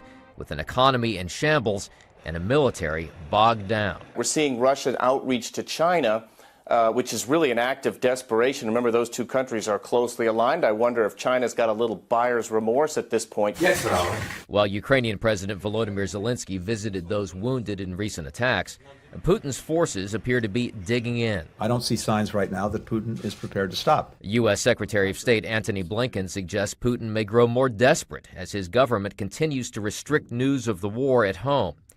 Actor Arnold Schwarzenegger, a popular figure in Russia, reached out directly to the Russian people on social media, telling them they have been lied to. I regret to tell you that thousands of Russian soldiers that have been killed. Now, given the social media restrictions in Russia, it's not clear how far that message will spread there. But Schwarzenegger is one of the few Twitter accounts that Vladimir Putin actually follows. In Washington, Doug Luzader, Fox News. And several missiles hit near an airport near the Ukrainian city of Lviv. The city's mayor reports several... Ukraine's vibrant faith community is brought together through a media outlet called Far East Broadcasting Company. One of the hosts is also a pastor of a church in Kyiv who's sharing a message that safety comes in more than one form. God is with me right now. God is with us. And he says, don't be afraid. Preaching in this most desperate hour while he hears bombing in the distance, Sergei Nakol, pastor of Grace Reformed Church in Kyiv, delivers the only message he believes will keep people safe no matter what. People are so open right now when they understand that their life could just end any moment and nobody knows who is next. With a few members of his congregation, they're holed up in the basement of the church, now a bomb shelter. He sent his wife and 2 sons west, away from physical harm, but he remained behind to minister to people who did not or could not leave. He walks the streets of Kyiv, taking pictures of the damage and talking with both soldier and citizens to broadcast to the world, always bringing a message of hope. I just cry with them. I just hug them. I don't know all the answers, but what I know for sure that God is with me, God is with them, and God acts through me right now. Pastor Sergei has a message for Russian President Vladimir Putin. Vladimir, repent. Repent of all of your evil deeds, because you're not God. And also a message for the American people. I'm very proud of you, about your prayers, and about your support. So continue to do this. Pastor Sergei says he does not fear for his life. And regardless of what happens, his faith assures him he will see his family again. In New York, Lauren Green, Fox News. A beautiful story of resilience there. Now let's revisit a story that I attempted to bring you all just a few moments ago. We are getting reports that several missiles hit an airport in the Ukrainian city of Lviv. Now, the city's mayor reports several Russian missiles striking an aircraft airliner plant, which is near the airport. This attack happened early Friday morning, sending plumes of smoke, as you see here, into the air. This was visible for miles. The plant was reportedly shut down, and no casualties have been immediately reported. Let's go ahead and check in with our very own Andrew Kraft. He had a conversation with a Ukrainian American who's recanting her memories and sharing her thoughts on this war. Joining me right now, Yulia, thanks so much for being with us. Mykolaiv is your hometown. It's a city in the south. It's right in between, really, Odessa and Kherson. But you grew up there. What's happening to Mykolaiv right now? Oh, Yulia, I think hello. you... Yes, hello, Andrew, and thank you for having me and give us a voice. You're absolutely correct. Mykolaiv is an extremely strategic town for Russian military right now. In fact, it stands on 2 rivers, and it has some of the strategic bridges that Russian military needs to cross further down the west along Black Sea towards Odessa, Ukraine's headquarters for Navy and the biggest civilian port. Mykolaiv, I've never been so proud of my hometown. They've been showing extreme resilience. However, the city is suffering greatly And when the war has started, I struggled every day to convince my mother, who is 74 and has multiple health issues, to evacuate. But imagine when you're 74 and your blood pressure goes up and down every day, you're forced to think about you have to fit your entire life in a tiny small suitcase and flee to where? I was not successful for a long time until my nephew has walked over an hour to get to his grandma, pack a suitcase for her, put a passport in her bag, and then they had to cross 2 bridges by foot, and finally she was able to cross the country and get from Mykolaiv to Western Ukraine, where she's safer for now. But my nephew, my niece, and my sister, they had to stay behind for now. And I have so many stories like this.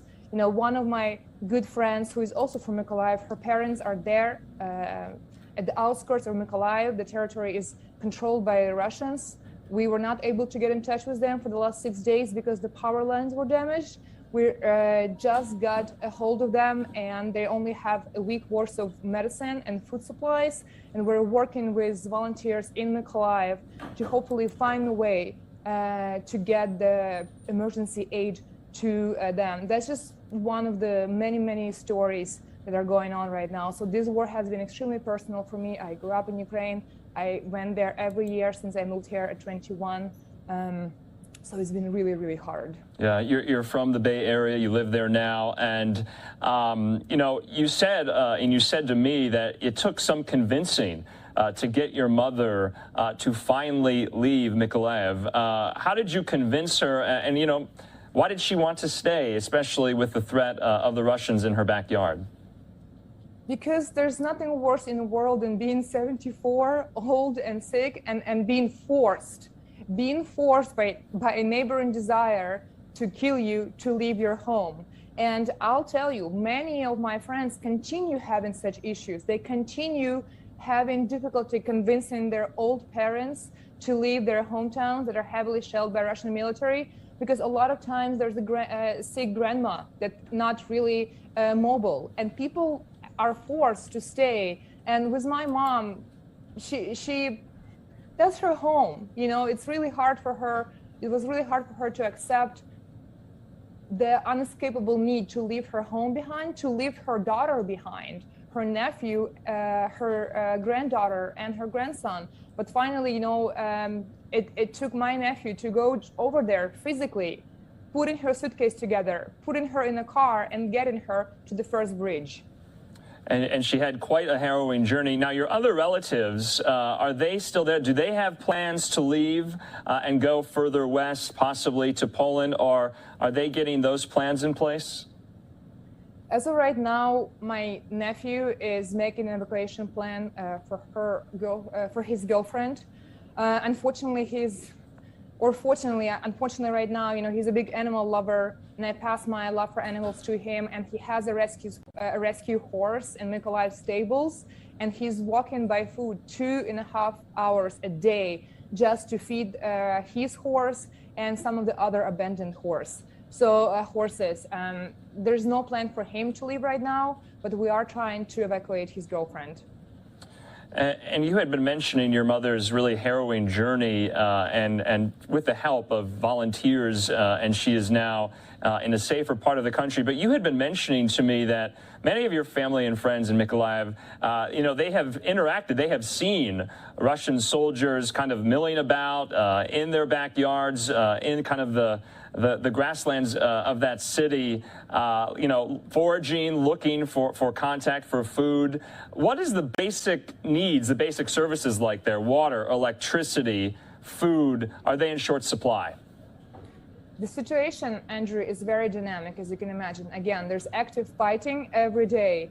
I'm beyond impressed with my hometown of Mykolaiv because they're still deploying city services to fix the power lines. My mom was without electricity for a few days. Her phone was out of charge. I couldn't get in touch with her. Those are now normal things, but the city is still collecting the trash. The pensions being delivered in cash to those who need it. The volunteers are constantly working a database of those who does not have any help, who needs help with basic food, hygiene. So it's just day to day and district of the city to district, right? It all depends, but the city, within the city borders is functioning. There's no Russian soldiers in Mykolaiv yet, and the city Governor Vitaly Kim, he's becoming quickly a sensation for Ukraine and the whole world just because how Mykolaiv has shown resistance to Russian military. And I want to highlight the nearby town of Kherson. It's 45 minutes away from Mykolaiv. It's been occupied by Russians. However, every day, thousands of people, of citizens of Kherson, march on the streets of Kherson to tell the Russian soldier go home and Kherson is part of Ukraine. Even though right now, there's no green corridor to Kherson, people are just doing their best to survive, and we are actually able to support them. They are able still to get food supplies in the city, but the situation is dynamic and it's getting worse day by day. Yulia, we heard from President Biden, you were just listening to that there, commit a lot more military assistance. We heard from Ukrainian President Zelensky in front of Congress virtually today. What do you make of the United States' response 3 weeks in? Do you think we need to do more? What are you kind of advocating for as a Ukrainian American? Andrew, as Ukrainian American, first I want to thank our Congress for coming together when we're looking at the biggest war in Europe since World War II.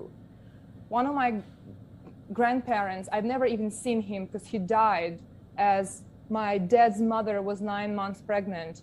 And to have these wars going on in one lifetime is beyond acceptable. And I'm emotional right now because first of all, I'm grateful to Congress coming together on this issue, but second of all, it is not enough. As President Zelensky appealed, to the American people, to be a leader, it means to guard the peace. And right now, Ukraine is fighting for the values that are backbone of American society. And when I hear the number of 100 children dead, with all the amazing help that's been sent to Ukraine and is planned to send to Ukraine, it is not enough. We have to try and do more. And we do hope United States and allies continue to release economical sanctions, release the aid that's needed for Ukraine to protect itself from this evil. We have to come together to stop this war. Yulia, last question for you. Do you think Mykolaiv will ever be the same? Do you think they'll ever get back there? Andrew, I will tell you, I am convinced the war will be over and Ukraine will win. And I myself will go back to my hometown in Mykolaiv that now is going to be having completely different image in terms of the global positioning. And I hope I will welcome many American friends there as well. And I will help Mykolaiv to rebuild its infrastructure, its culture. I will make sure Nova Ukraine is providing any humanitarian assistance for years after the war until Mykolaiv and Ukraine reaches the goal of becoming a prosperous European country. And Yulia, yes, of course, Nova Ukraine, which is a great nonprofit helping out with the humanitarian assistance as well during this very, very tough time. We appreciate you coming on here to Live Now to tell your story and the so many stories that are happening right there. And we wish you well. Thank you.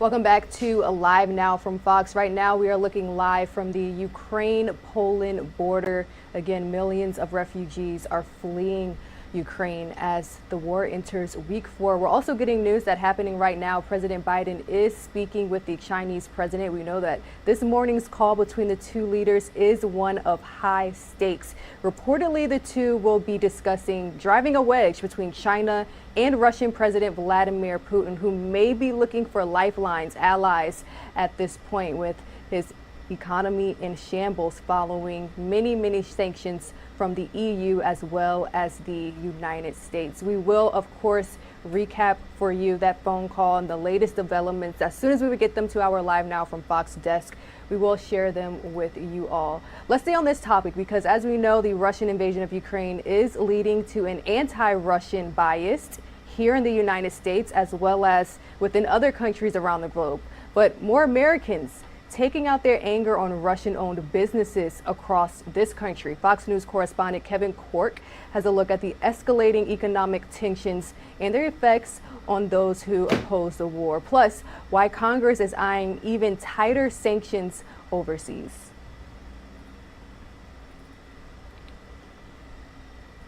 Of Ukraine intensifies overseas. Here in the U.S., Russian-owned businesses are facing severe backlash over Vladimir Putin's decision to wage war. Business down a little bit, like 20 to 30 to 20% down. But the anti-Russian sentiment isn't just causing Americans to boycott Russian-owned stores and products, with many business owners now experiencing an increase in threats.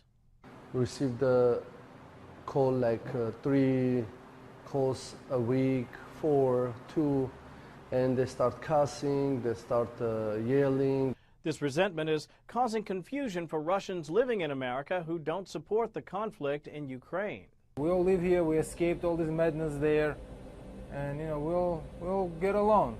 Meanwhile, the war is also crippling Russian businesses overseas, with more sanctions expected soon, as the House voted Thursday to suspend normal trade relations with Russia. They cannot just go kill a bunch of people, destroy cities, kill women and children, and then go back and have business as usual. But economists say imposing greater sanctions may only hurt Russians opposing the war instead of those engaged in the fighting. The question that we don't know the answer to is what difference, if any, does that make to Vladimir Putin? Russian-owned businesses here in the U.S. say sanctions are actually hurting their stores, making it much more difficult and more expensive to import the goods they need. I'm Kevin Corke, Fox News. Here's more on how the Russian invasion of Ukraine is impacting Americans here at home. Travelers could soon see higher airfare tickets and oil costs continue to climb.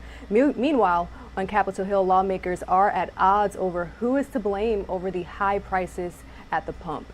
Here's more. Oil prices once again putting pressure on inflation. The cost per barrel jumping back above $100 on Thursday. When you couple the rise in oil and oil-related products and other commodity inflation, I think we have an inflation bomb.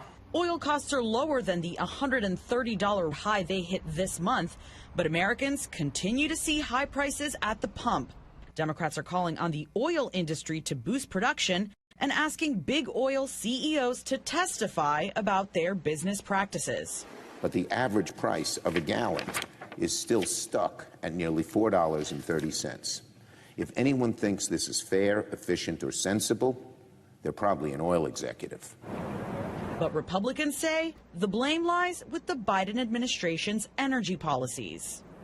The administration that campaigned on ending fossil fuels now claims the fossil fuel companies are just layabouts who don't want to drill. Meanwhile, the higher fuel costs could have a big impact on travel in the coming months.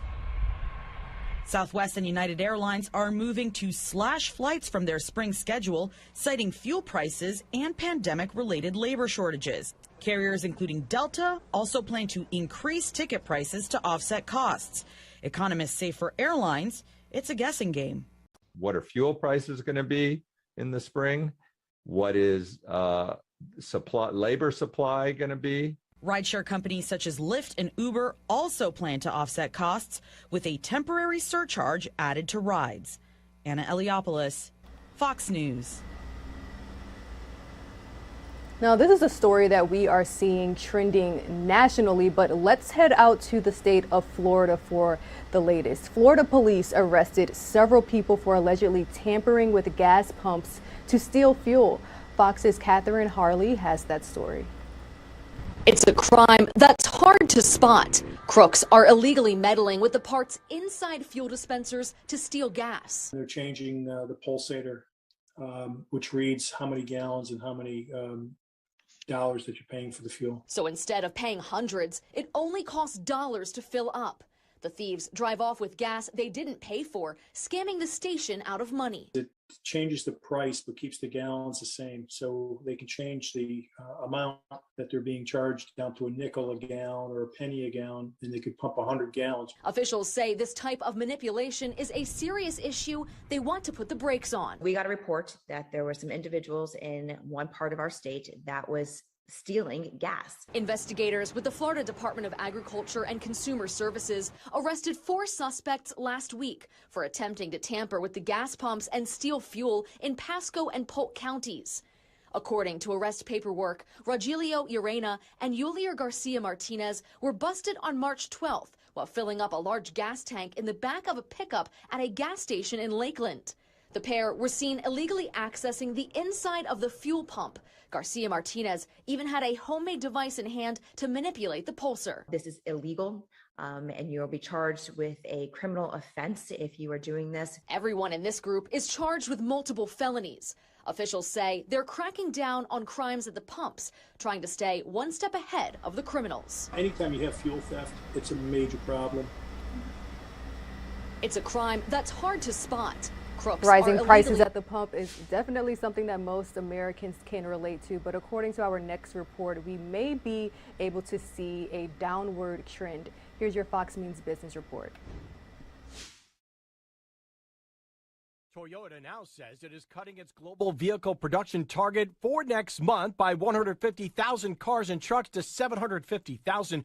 Toyota is dealing with the continued semiconductor shortage and other parts supply issues. It also sees production down 10% in May and 5% in June compared with previous estimates from the beginning of the year. Lyft following Uber's lead, adding a surcharge to offset surging fuel prices. Starting next week, the ride-sharing app will add a 55-cent surcharge to each ride. That charge will remain in effect for the next several months. And it's not just Lyft. DoorDash says its couriers will receive cash back on fuel through a prepaid Visa debit card. Xerox has stopped shipments to Russia and is monitoring the situation in the country. The company employs people in Russia and Ukraine and has separate businesses in both countries. Xerox says it's making sure it is compliant with existing sanctions. And Robinhood launching a new program that will allow users to loan out stocks held in their accounts to other financial institutions. The program would rival similar features already offered by Fidelity and Morgan Stanley's E-Trade that allow customers to earn passive income by loaning out stocks they own. Robinhood says the new feature could be available in the coming months. For more stories, log on to foxbusiness.com. In New York, I'm CJ Papa. Time is now 9:45 a.m., continuing to bring you all the latest when it comes to consumer news. Now, after it banned Russian state-sponsored media from its platform, Twitter was banned in Russia. Now the social media giant is encouraging users to use a dark web workaround. Fox News correspondent Eben Brown has more on this edition of Fox Tech.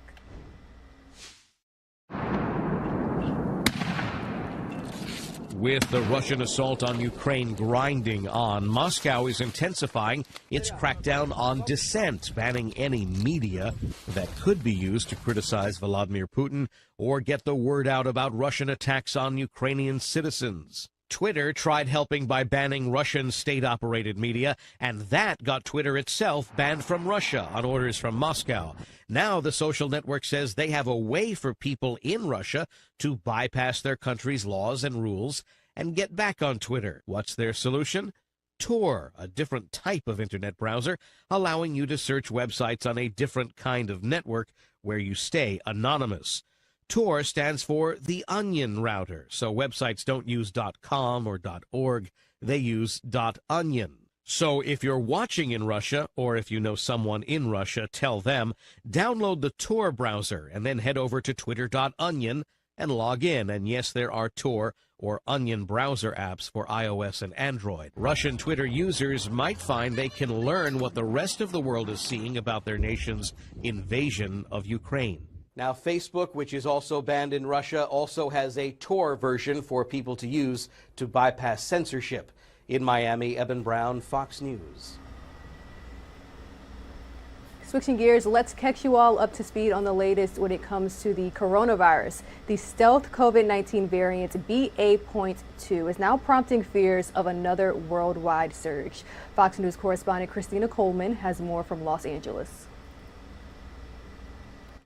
It's called BA.2, a subvariant of the Omicron strain, and it's spreading quickly around the world. China, Hong Kong, Japan, and South Korea all seen a big surge in cases, resulting in new lockdowns. And in Western Europe, at least a dozen countries now reporting a spike just days after lifting COVID restrictions. It's more pleasant to not wear a mask, to be able to see people's faces. It feels good, and it's a pleasure. Public health officials in the U.S. are increasingly sounding the alarm, warning it will be difficult to avoid a surge here without new mitigation efforts. But there's little support for that among some mayors and governors who have made lifting mandates a top priority, a move applauded by some doctors who say it's time to get back to normal. The mandates make no sense whatsoever. Let's live with this already. Stop the mandates, stop the fear, stop ignoring natural immunity. We're now averaging just over 30,000 cases a day in the U.S. But even as the numbers keep falling, the Biden administration is working to maintain its COVID response, including releasing almost $400 million from the Emergency Rental Assistance Program to high-rent states like New York and California. Though the White House warns those programs will run out of money soon if Congress doesn't act. We have been working around the clock over the last few days, behind the scenes and publicly, to convey very clearly what the impacts will be.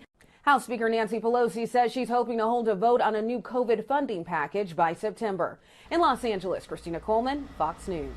Thanks, Christina, for that report. Man, take a look at these live images that we are getting to our desk from Port Canaveral, Florida. One step closer to the moon, that's according to NASA. Coming up in just a bit, we will get a first-hand look at NASA's most powerful mega rocket. But first, let's go ahead and check in with our friends over at Fox Weather. They're bringing us a little preview of the major event.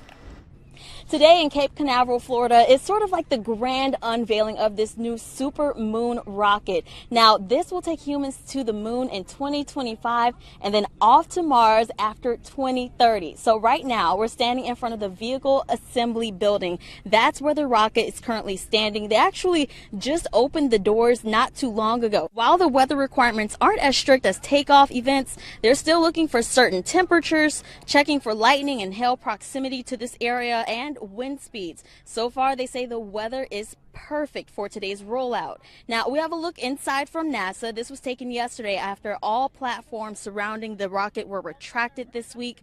Today is simply a day when they will drive the rocket to launch pad 39B, where the last mission to the moon took off in 1972 with Apollo 17.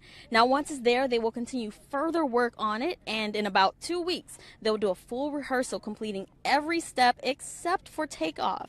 While today's task may seem simple, this is quite a process. They have to use this vehicle, the Crawler Transporter 2, going at 0.8 miles per hour.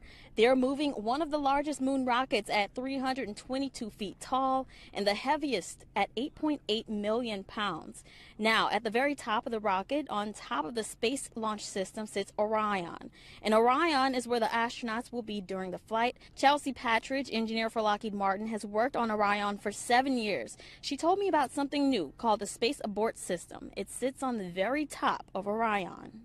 Is pretty important because when you think about space exploration of the past, most recently we had the shuttle, and that famously did not have a launch abort system, which is why we've had, unfortunately, some of the disasters that happen. So the launch abort system sits on top, so should anything happen in an emergency, It has its own launch abort motors that would take the crew module and the crew away safely from the rocket if there was some kind of anomaly situation in launch. Now next up, we'll have that full wet dress rehearsal. It's set for April 3rd. Reporting here in Cape Canaveral, Florida, I'm Brandy Campbell for Fox Weather.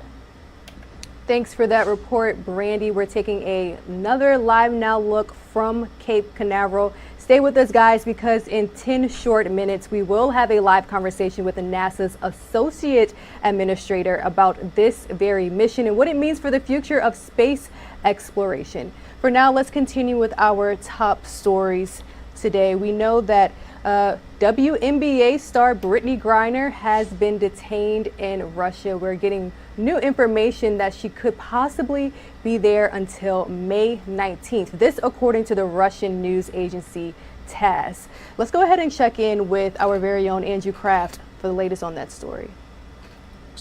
Joining me now here on Live Now from Fox to discuss the particulars of this case, legal expert Andrew Chakosky. Andrew, good to see you. Thanks for being with us.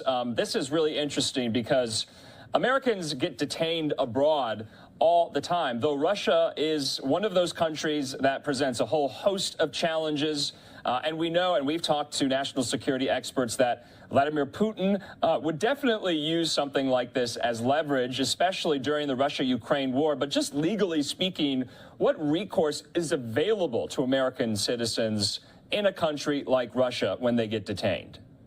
Well, I think it's just really important to know that when you travel abroad, when you cross those international borders, you're subjecting yourself to the legal system of the country that you're in. There is no magic agreement. There is no magic thing that the U.S. State Department or the U.S. government can do to intercede or intervene in a case where you have allegedly violated those foreign laws. That's the danger of going abroad. Now, there are certain diplomatic efforts that the countries can engage in, but for a minor offense like this, typically you don't see that happen. And I've dealt with many of these cases. And Andrew, essentially you're saying, just because you're an American, just because you're a star WNBA player, does not kind of give you immunity in another country, and you have to abide by those laws. That's what we've been hearing. And as we know, diplomatic relations between U.S. and Russia right now are practically nil. So the fact that her detention has been extended till late May, do you see her getting, I guess, her due time in court? Do you think she's been given a Russian lawyer? How do you think the defense is going to work itself out here? Well, it seems as though she has a Russian defense team that have been filing their appropriate paperwork. They were trying to get her removed from a confinement status and put onto house arrest. So she seems to be able to be putting up some degree of a defense. The Russian legal system isn't going to be anything like the American justice system.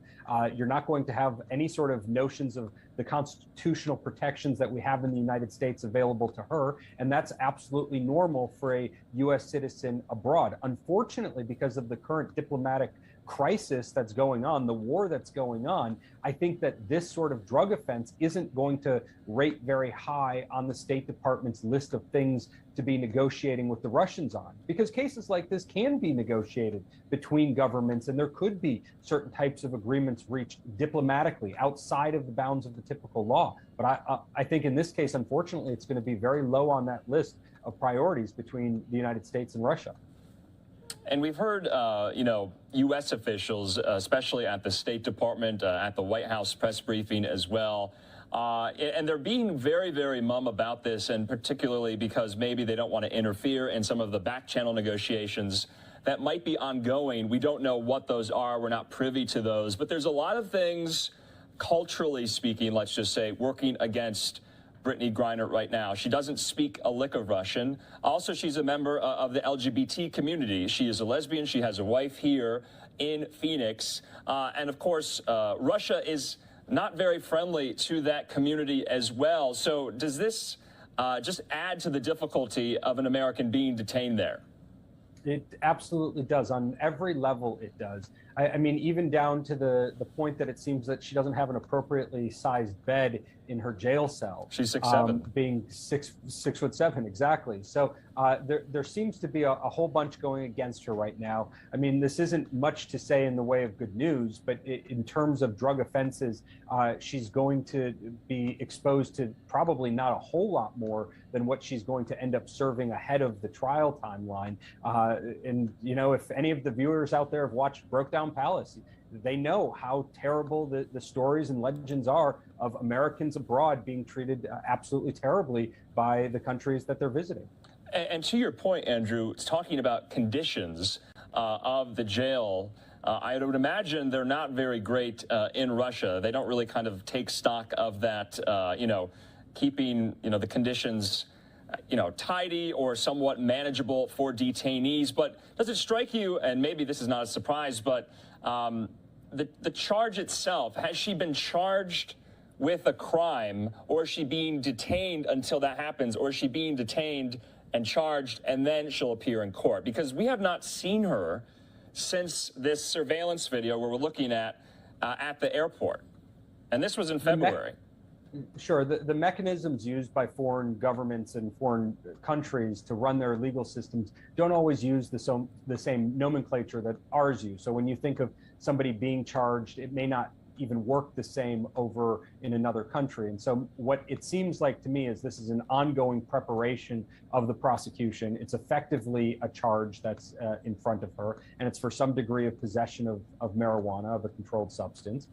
She seems to be being held with people of the same sort of allegations against them. The conditions aren't going to be great. It sounds as though from the little bit of involvement that has happened that we know that she's in acceptable conditions according to an agency that went and viewed her. But it also seems as though there's a debate as to whether the U.S. consulate is having access to her when international agreements typically allow for at least a State Department visit or to have some degree of information about the status of their condition. You know, Andrew, because this is a Russian law that she violated, on its face, yes, Americans should follow the laws of where they travel. But knowing Russia, knowing the history of show trials, kangaroo courts, it's not, you know, a certitude that she would face a fair trial if it is brought to that, is it not?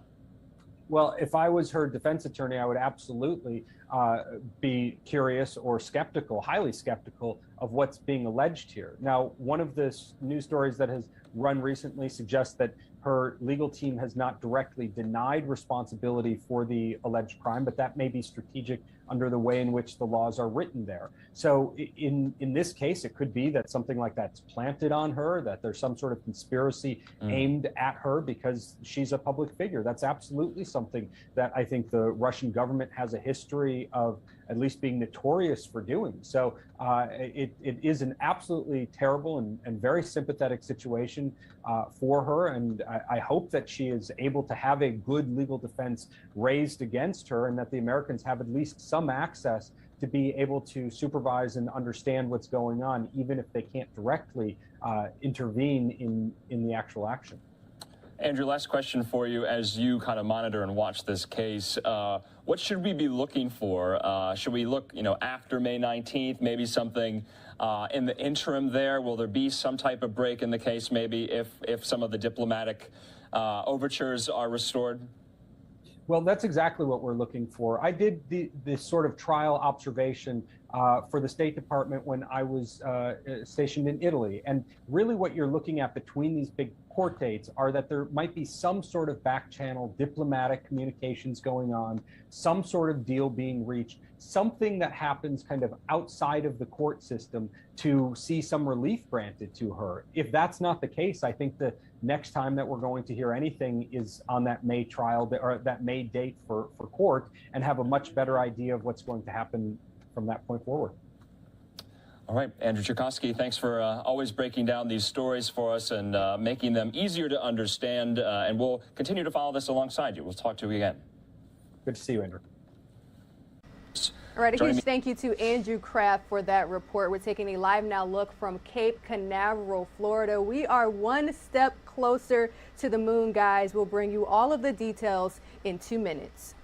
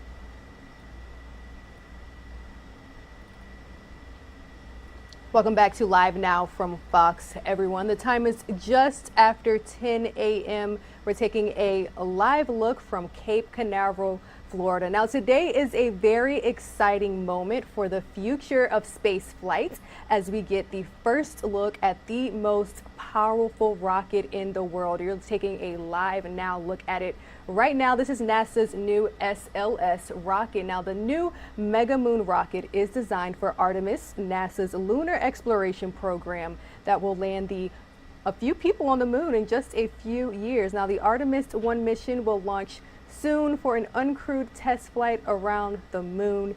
And joining us now to talk all about it is NASA's Associate Administrator, Bob Cabana. Good morning, Bob. Thank you so much for joining. I mean, how exciting is this? Well, good morning, and thank you so much for having me. This is super exciting. It was awesome seeing this rocket roll out to the pad yesterday in preparation for its wet dress rehearsal. We're going to fuel it up with fuel in the next few days and do a countdown to T0, but we're not going to actually light the engines and lift off. So we're going to learn everything we can about the rocket without actually flying it. And I'm sure there's some things we're probably going to have to fix. We'll roll back to the vehicle assembly building and make all the corrections we need to make. And then hopefully around May, early June timeframe, we're going to be launching on that uncrewed test flight to the moon. That's so exciting. Now, can you tell us a little bit more about this? Because as you just mentioned, this is just the beginning of a very long journey. Oh, absolutely. So, you know, we had the Apollo generation, and it inspired a whole generation of scientists and mathematicians and technical folks, all right? But now we've got the Artemis generation.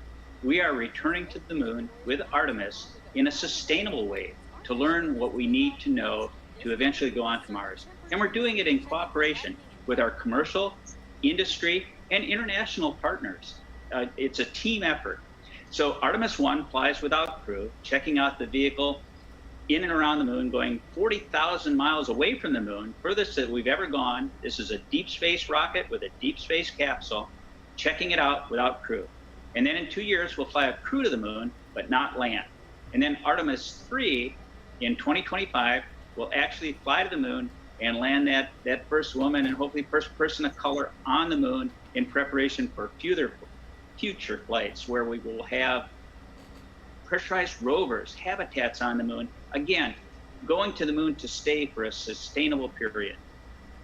I think it's very important that you mentioned that NASA actually plans to send the first woman to the moon as well as the first person of color. Can you talk about just that diversity and what that means, not just for NASA, but the future of space exploration and people who are interested in science and tech and STEM just in general? What does that representation mean for NASA? You know, this is so important. Diversity at NASA, it's who we are, diversity and inclusion. You know, we want everybody to see themselves in NASA. That is so important. You know, one of the major contributions to me of the space shuttle program was that it brought diversity to America's space program. That first class had men, women, black, white, Asian, Hispanic. It had everybody. And that's who we are at NASA. We are everybody in our nation, and we want everybody to see themselves. It's so important. And with diversity, you get the best answer to the solution. So we want to inspire that Artemis generation. Absolutely. Let's head back out live to Cape Canaveral because this is just a remarkable, massive rocket that we're now taking a live look at. And we cannot have this conversation without mentioning that this year actually marks the 50th anniversary of the last human mission to the moon. So as we're gearing up to, again, hopefully send more humans, more astronauts to the moon in the near future, let's talk about some of the key differences between these two programs, because I'm sure a lot of people remember that famous Saturn V from the Apollo program. So can you explain the evolution that NASA has made, the progress we've made, and some of the key differences and some similarities between the two? Absolutely. And I'm glad that fog has finally burned off so that everyone can see that amazing rocket out on the pad. So this rocket is a little bit shorter than the Saturn V that was used for the Apollo program, but it has more thrust at liftoff. This rocket has 8.8 million pounds of thrust at liftoff compared to about 7.5 for the Saturn V. It's designed for deep space exploration. It utilizes solid rocket motors, the same casings that were used for the shuttle program, but they're 5-segment solids instead of 4-segment. The Saturn V rocket utilized kerosene and liquid oxygen as the fuel. The Space Launch System core stage utilizes liquid hydrogen and liquid oxygen like the space shuttle. In fact, the 4 engines that are on the Space Launch System are the same engines that were used during the shuttle program, only instead of 3, there's 4 of them. So similarities and differences, it's a better rocket. It's got more thrust, it's more capable. And when we get the enhanced upper stage, it's going to be even more capable than that. In layman's terms, it's a bigger rocket. I appreciate you explaining that. I know you could explain this in probably the most scientific terms, so thank you for saying it in a way that we can all relate to and understand, because this is exciting stuff. And people who want to watch, where can they watch this? Well, absolutely. If you go to nasa.gov, go to NASA TV, and we'll be able to see everything that goes on during all the test flights and everything. But nasa.gov is a great resource for learning all about the Artemis program, the Space Launch System, and what we're doing in the Orion spacecraft that's on top of that huge SLS rocket. I think this is just a really exciting time for our nation's space program. I agree, and I think viewers are looking forward to learning more about SLS as well as the Artemis program. Bob Cabana, NASA's Associate Administrator, thank you so much for joining. Oh, absolutely. Thank you so much for having me. All right, guys, what a fun, insightful, informational interview. Let's take a 2-minute commercial break. On the other side, we'll have more top stories and live events. And let's take another look at this beautiful rocket.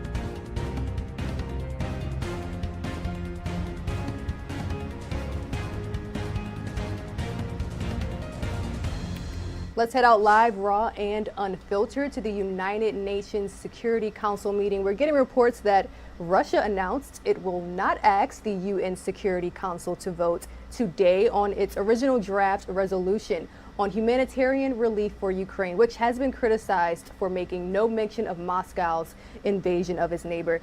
It will instead use this very meeting again to raise allegations that the United States has biological warfare laboratories in Ukraine. Russia is claiming that Washington says that disinformation is a part of a potential false flag operation by Russia. Let's go ahead again and watch this live, raw, and unfiltered. This is the UN Security Council meeting. 58 were children. The actual number of casualties is believed to be much higher. Most of these casualties are caused by the use of explosive weapons with a wide area impact. These include attacks using heavy artillery, multiple launch rocket systems, ballistic and cruise missiles, and airstrikes. I also want to reiterate that attacks directed at civilians are prohibited by international humanitarian law.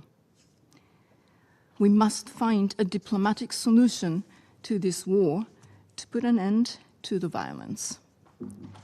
As Secretary General Guterres said, and I quote, "We need an immediate cessation of hostilities and serious negotiations based on the principles of the UN Charter and international law.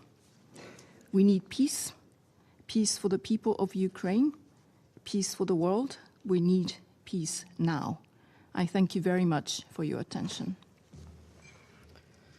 أشكر السيدة ناكاميتسو على إحاطتها. أعطي الكلمة الآن لأعضاء المجلس الراغبين في الإدلاء ببيانات. أعطي الكلمة لممثل الاتحاد الروسي. To the representative of the Russian Federation. Господин председатель, President, first of all, allow me to express наши глубокие искренние соболезнования пострадавшей Ирландии, Джеральдин Нейсон и всей ирландской миссии в связи с внезапной и скоропостижной кончиной заместителя постпреда Ирландии Джима Келли. Это, конечно, потеря для ирландской миссии, this is obviously a loss to the Irish mission and for all of us. So please accept our condolences now. Господин председатель, уважаемые коллеги, мы уже говорили, что в ходе проведения России специальной военной операции на Украине скрылись факты реализации украинскими властями при поддержке the implementation of the Ukrainian authorities with the support and the direct supervision of the US Ministry of Defense of dangerous projects as part of their military and biological program. This activity was carried out on the territory of Ukraine, at the center of Eastern Europe, and in the western borders of Russia, which created a real threat for the biosecurity of our country and the whole region. Неделю A назад, week по ago, запросу Российской on a Федерации, request of the состоялось Russian первое Federation, заседание there was the Совета first Безопасности Security по Council этой meeting теме. held on this topic. На нем мы задали нашим Here западным we коллегам ряд asked our вопросов, на Western которые colleagues a так и series не of ответили. questions, but they haven't yet responded to them. Представитель The Соединенных representative of the Штатов не US смогла wasn't able объяснить, to как стыкуются explain заявления how американских the statements официальных of лиц the о том, American что на officials территории about Украины how якобы нет there's allegedly подконтрольных no США US-controlled биолабораторий. biolaboratories on Ukraine, С how фактом that tallies наличия with the fact of the документальных presence of подтверждений documentary такого рода proof of this kind of сотрудничества Киева и cooperation Вашингтона. between Kiev and Washington. Я напомню, речь I recall идет here we're о talking подписанном в about 2005 an году agreement signed соглашении in между Минобороны 2005 США и between the US Минздравом Ministry of Украины, Defense and the Ministry в of Health котором of прямо Ukraine, фигурирует which поддержка clearly Пентагоном sets forth совместных support for the биологических Pentagon to исследований, joint biological применительно research к applicable опасным to патогенам, dangerous размещенным pathogens located in на facilities объектах на территории Украины. on Ukrainian territory. Хотя американская Although the делегация American не может или delegation не хочет can't, дать ответы на does наши not вопросы, want to respond to они our находятся questions, по мере того, but как they Минобороны are, России as much as the Russian Defense изучает Ministry полученные от сотрудников is aware, is studying украинских what биолабораторий материалы materials о we receive from реализации Ukraine военно-биологических about the программ implementation of military США biological и их programs of the союзников US по and their боку НАТО на NATO территории allies Украины. on Ukrainian territory. За прошедшую неделю Over the вскрылись last новые week, подробности, new details которые have come to позволяют light, говорить о which том, allow us to что на state территории that Украины создавались the компоненты биологического оружия. components labs for biological weapons were being created on the territory of Ukraine. The implementation of the aforementioned American-Ukrainian agreement from 2005, and comments on which we're still waiting for from the US representation, has been going full steam ahead for all these years. However, from the document we can see that the American colleagues were not helping, as they claimed, the Ukrainian Ministry of Health, but rather the Ukrainian Ministry of Defense. The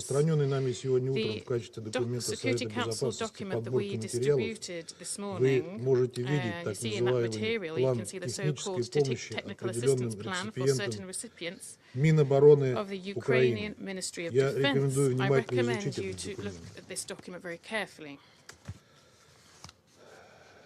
It confirms direct funding and supervision of the Pentagon and its Defense Threat Reduction Agency of military and biological projects in Ukraine. The overall quantity of the funding was $32 million, and the money went directly to the following laboratories from the Ministry of Defense of Ukraine. In Kiev, the 10th Regional Health Epidemiological Department of the Central Health Epidemiological Department of the Ukrainian Ministry of Defense.